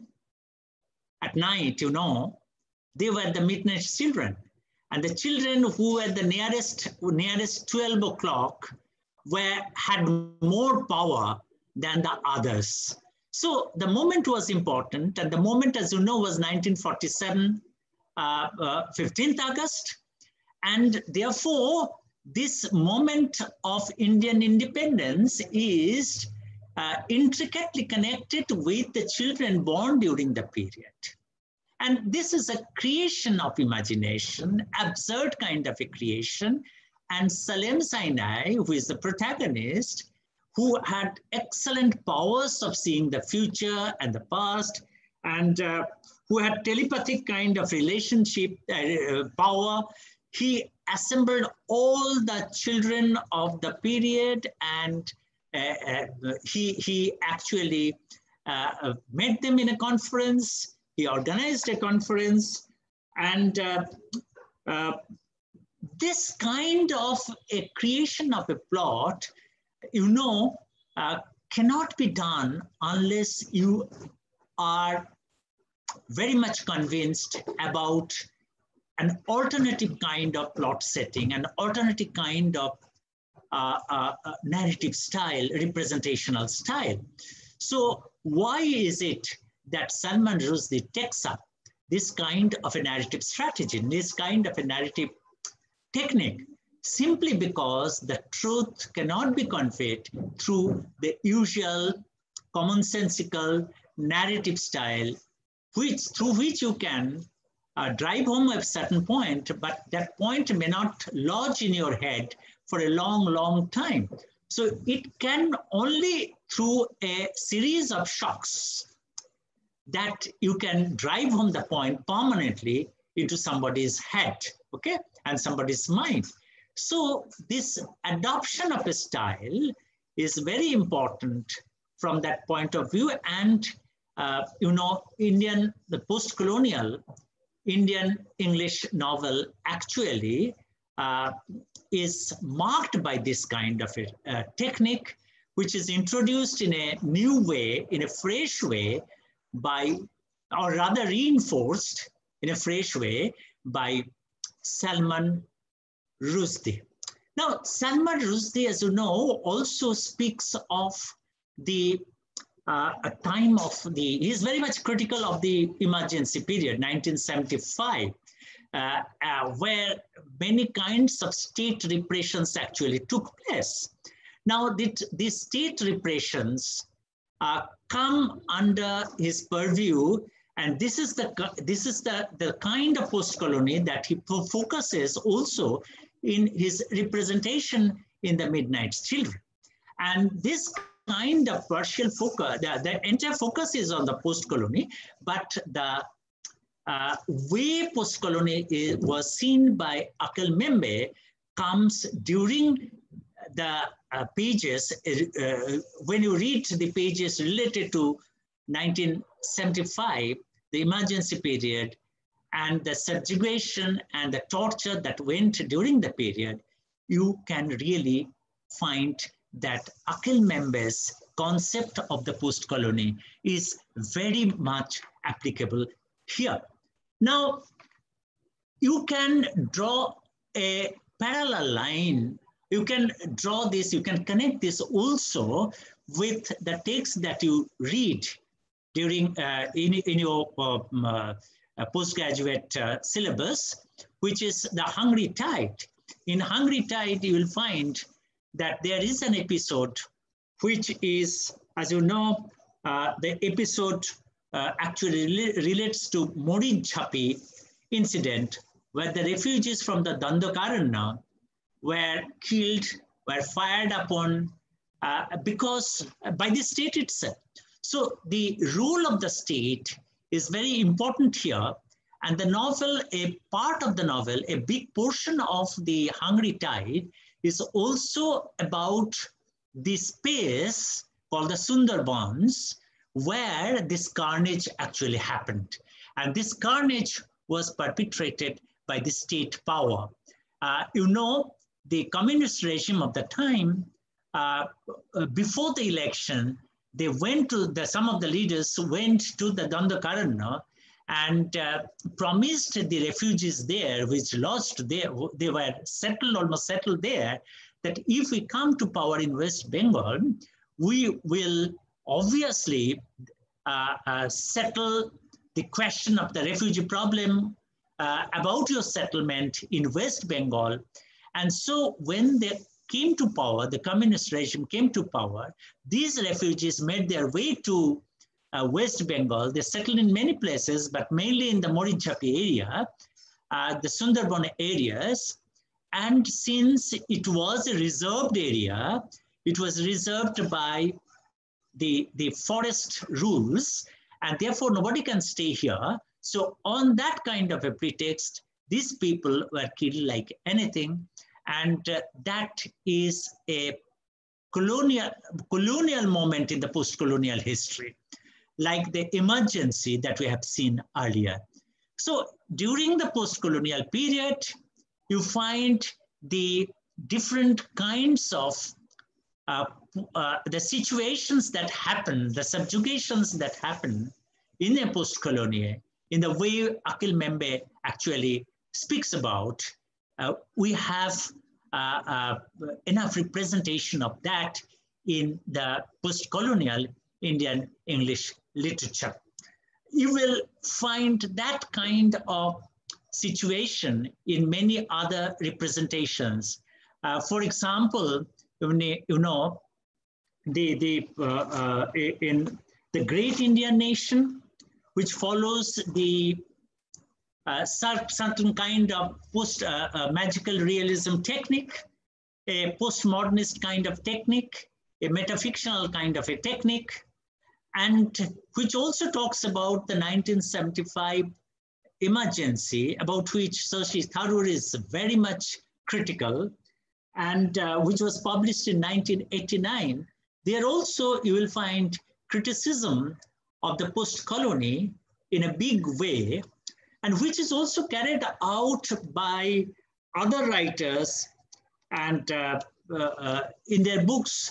Arundhati Rai, for example, in their books like The God of Small Things, which was published in 1997, The Ministry of Utmost Happiness, which came very recently.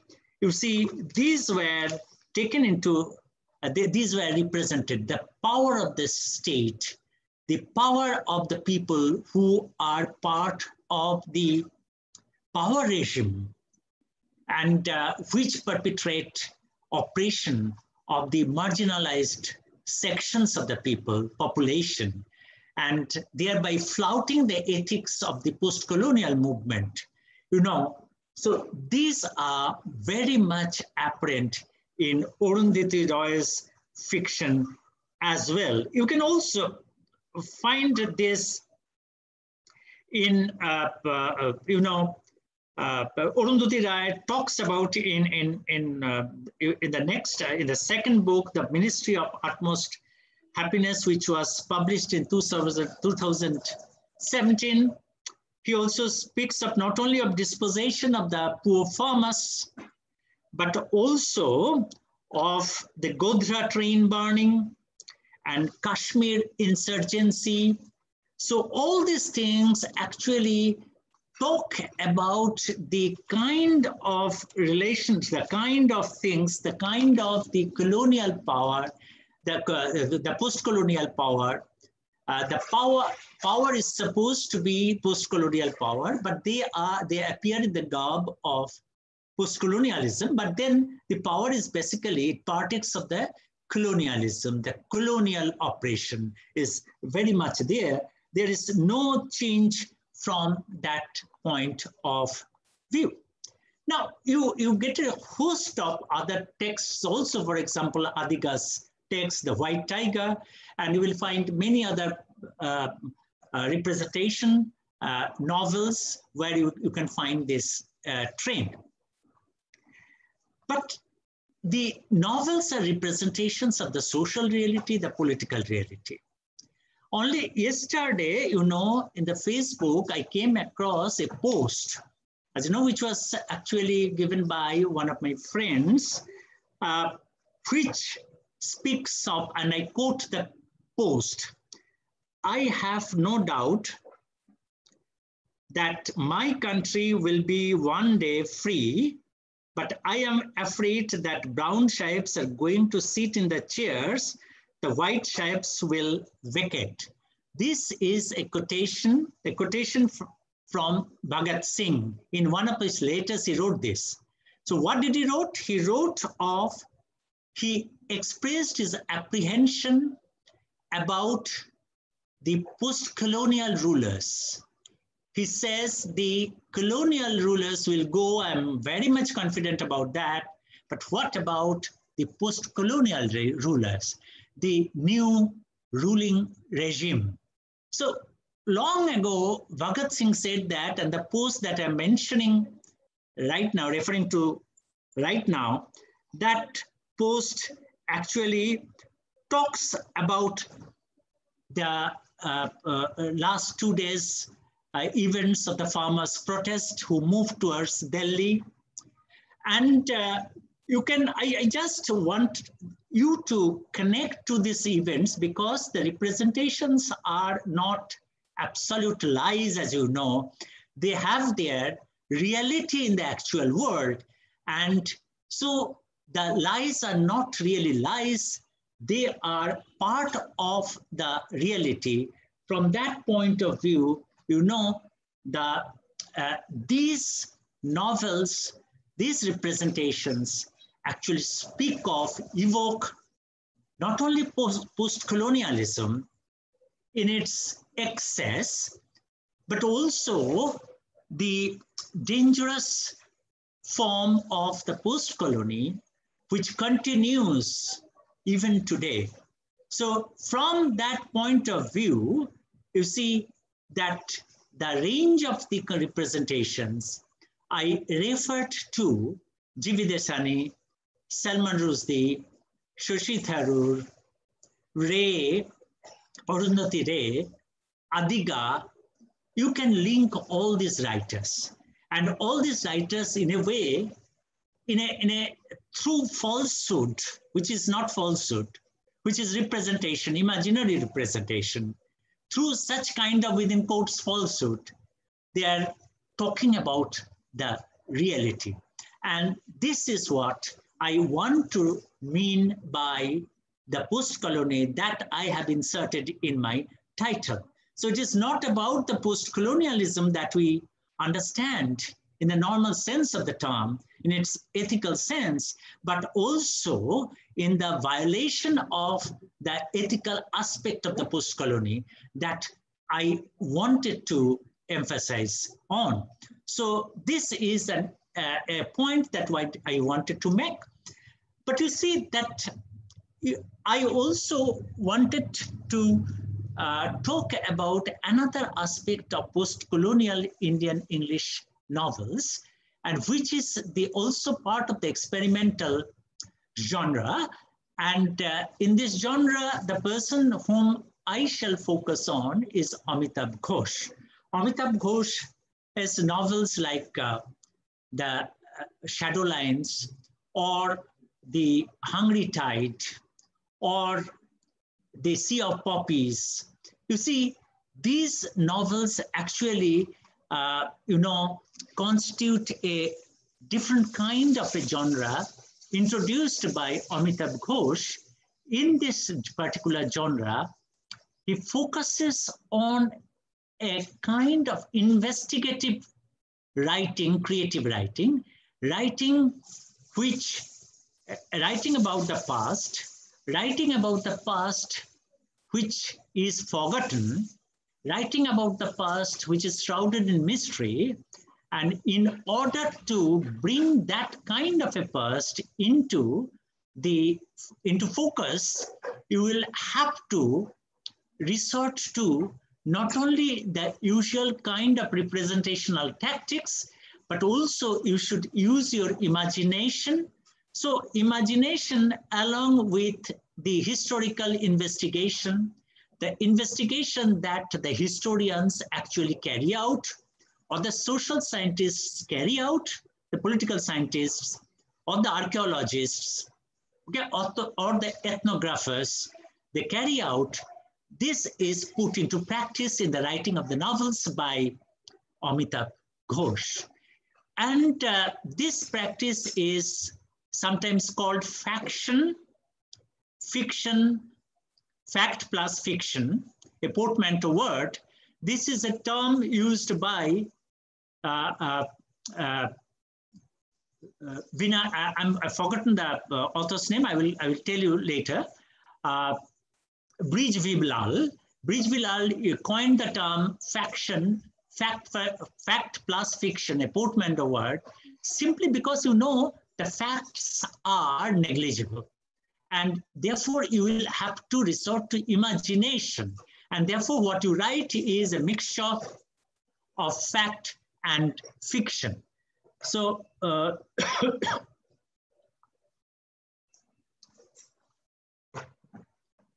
Brij Viblal has written a book about the endangered diasporic population in Fiji, which the title is The Other Side of the Midnight. Very close kind of relationship from the point of view of the title of the book, okay? In which he speaks about the indentured laborers who migrated to different countries like Fiji, Caribbean islands, and different other places. Now, you see, since the archives were not sufficient, so you resort to your imagination. The gaps must be filled by the imagination. So that kind of historical events can be represented through a different kind of fiction altogether. Brij Viblal's book is not a fiction. It's a kind of historical writing where fiction comes, imagination comes in a big way. There are other writers also who has followed similar kind of a trajectory of representation. But that in the genre of proper fiction, Amitabh Ghosh has materialized this. Now, whether you think of the Shadow Lines, you will find that the main character, Trideep, believes in digging. Okay, he is an archaeologist, and archaeology basically depends on digging not only into sites, historical sites, but also digging into certain kind of the past, which is history. So in order to talk about the partition and similar other kinds of happenings in the history of Indian history, you will find that technique was followed. So Tridib was a relentless follower of that technique, which was taken over by the anonymous narrator of the novel, okay, the boy narrator. And through that kind of a narrator, through oral narratives, listening to the oral narratives of Thamma and others, he digs out the real happenings, things that happened during the partition. Now, in the Hungry Tide, you see that the same technique is followed. The kind of motion of the travelers is followed. The novel opens with a traveling narration of a traveling, in which Kanai is traveling in a local train, and where Pia Leroy, who comes from abroad, she also is traveling by the same train, and they met and they had some kind of conversation. The traveling is part of the ethnology, ethnography, archaeology, archaeological style. And while you travel, you note down what is happening, and you ultimately chronicle those notes, actually chronicle those events in the form of a writing. So Amitabh Ghosh is also doing that. And in the process, in the Hungry Tide, he is not only speaking of a neglected area in Indian English fiction, of these spaces like the Sundarbans, but also he is digging out an event, a historical event of the Mori Chapi incident, which was not spoken of earlier.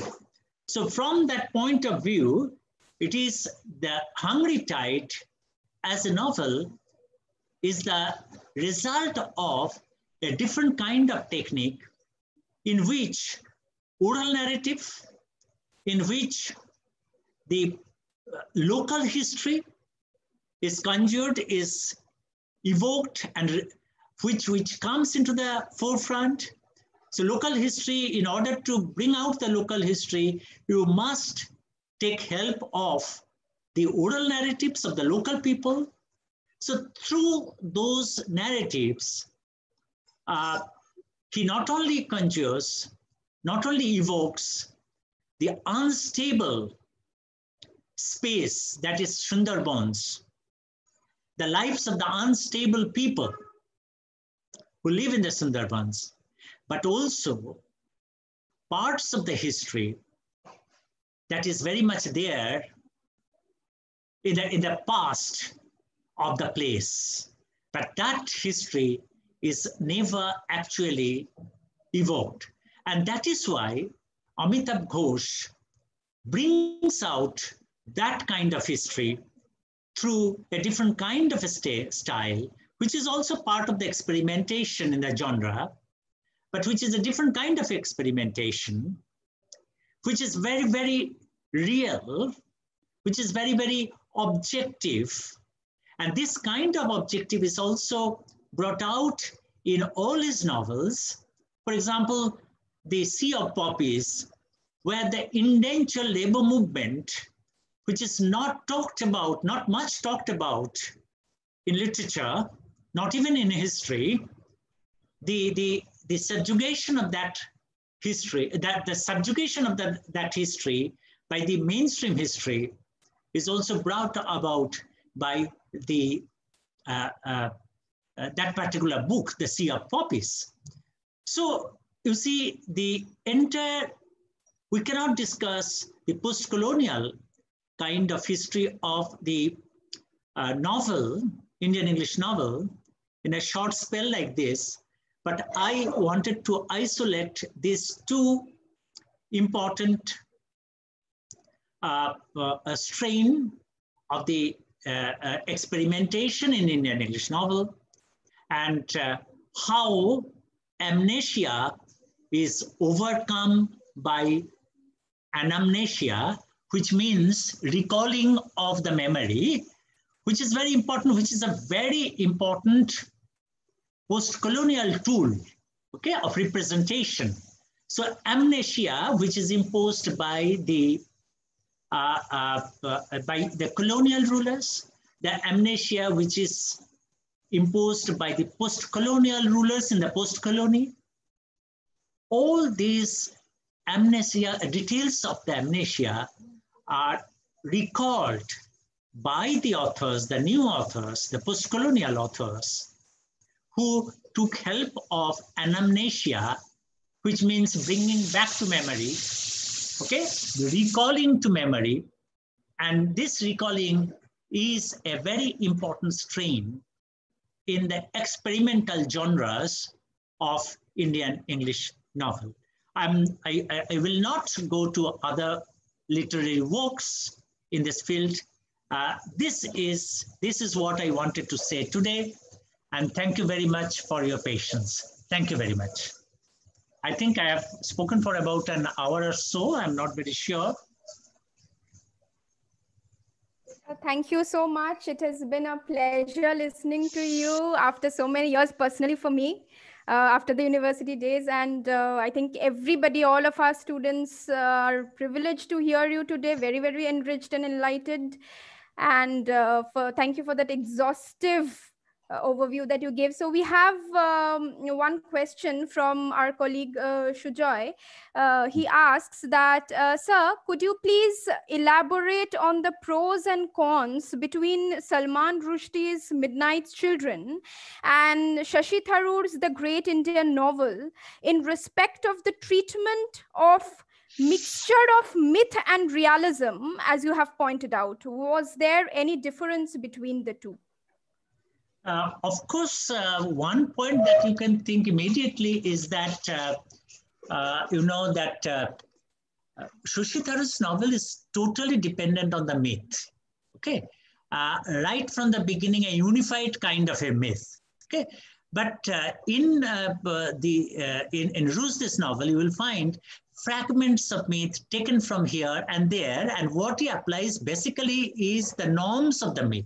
Okay, so for the structuring device, while Shashi Tharoor actually depends on the Mahabharata, okay, which translates like the Great India, okay, so the Great Indian novels comes from this. So he actually receives his impetus not only from the Mahabharata in its title, but also in the treatment, and the treatment is based on overarching structure of the Mahabharata, okay? So from that point of view, you see, this is the main focus of the novel, but in which he also refers to other kinds of references. But I think Rushdie is much more fragmented. He's much more fragmented, and he's much more innovative in his representation of the post-colonialism, in which innovations of not only a different kind of a language, because Rushdie's language is much simpler, okay, than Rushdie's language, which is chutneyfied, where you will find different kind of experimentations as well, and where hybridity rules in a big way, where magical realism is much stronger. So these are the points of the differences that you can find out at one go. I think if you dig into the two texts, you will find really other areas, very interesting kind of other areas. Thank you. Okay, thank you, sir. There's another question from Tomal, one of our former students. He asks, so do you think post-colonial Indian literature has deliberately overlooked the genealogical evolution of folklores in their post-modernist reconstruction or remodification to make space for brown sahibs / bhadralok / urban middle class to dominate the Indian cultural space with borrowed Western ideology? He actually asks this question with a special reference to the dying cultures of Bhadu or Bhardeshwari or other folklores which are mentioned in Bardhaman Jelar Itihash by Akkuri Chattopadhyay and Ashish Nandi's Intimate Enemy. A good question, but I think that you know that if you think about the writers of the post-colonial regime, or even before that, what happens basically is that you think of the class of the writers, okay? To which class do they belong? That is very important, okay? So obviously there is a kind of legacy from the colonial period. They are educated in English medium schools or in English education actually plays a big role there. But then one important thing is that they may not be very much well acquainted very much with the local histories and the local myths. And therefore what happens is that when they represent the history with the myth as a base, they go to more or less the popular myths, the national myths, okay? And that is why you will find the national myths so much in the representations, okay? Even the kind of mythical writings, the mythical fictions that you come across very recently in the last 10 years or 20 years, you will find that basically the popular myths are dealt with. And the local myths that you talk about, the local histories that you talk about has to be digged out. That has not been done in a big way so far. And I think that kind of ignorance or lack of confidence is very much there in the representation, and what the writers know in a big way, in a proper way, and which is also available. And they have another point in mind. The book that has to be written has the audience all over the world. And they therefore, you see, they also have certain kind of strategies in mind while they represent, okay? That might also come in the way of representing the local myths, the local lores in a big way. But I think Amitabh Ghosh is a kind of writer who can do it very well. And I hope there will be writers in future who will be doing that. Thank you very much. Thank you so much, sir. I think our HOD, sir, Dr. Shubhadeep Ray, he wants to say something. Over to you, sir.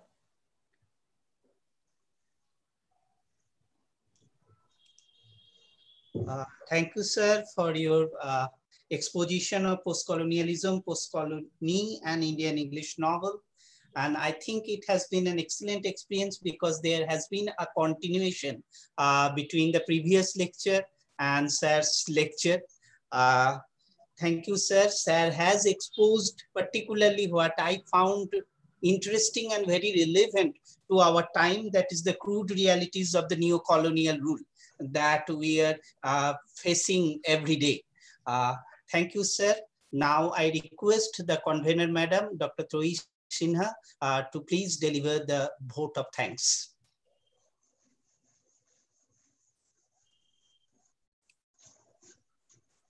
Thank you, Shubhadeep Da.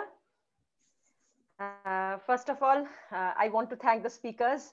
Thank you, Dr. Sayan Chattopadhyay, and thank you, Professor Himadri Lahiri, for being with us, and all of you, I mean, both of you have enriched us with the erudite lectures. So I'm thankful to you. And I'm also thankful to to our principal, sir, Dr. Falguni Mukhopadhyay, for his continuous support.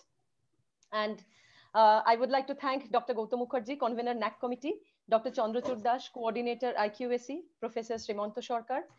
And I offer my sincerest thanks to Dr. Amit Banerjee from the Department of Physics, who is my colleague. And without his involvement, this webinar would not have been possible. So Amit, thanks a lot to you. And last but not the least, okay, and that is my department. Thanks to you, for Shubhadeep Da, for always being there, okay? And thanks to the other colleagues, Dr. Sangjukta Banerjee, Dr. Arup Ratan Bosak, Ms. Jayati Ganguly and Mr. Sujoy Kumar Acharya. I'm always thankful to you for you have given me continuous support. Okay, so I'm really thankful to you, and I think that in near future we will be meeting again with such webinars so that some new areas would be explored. And till then, stay safe. Thank you. Thank you very much.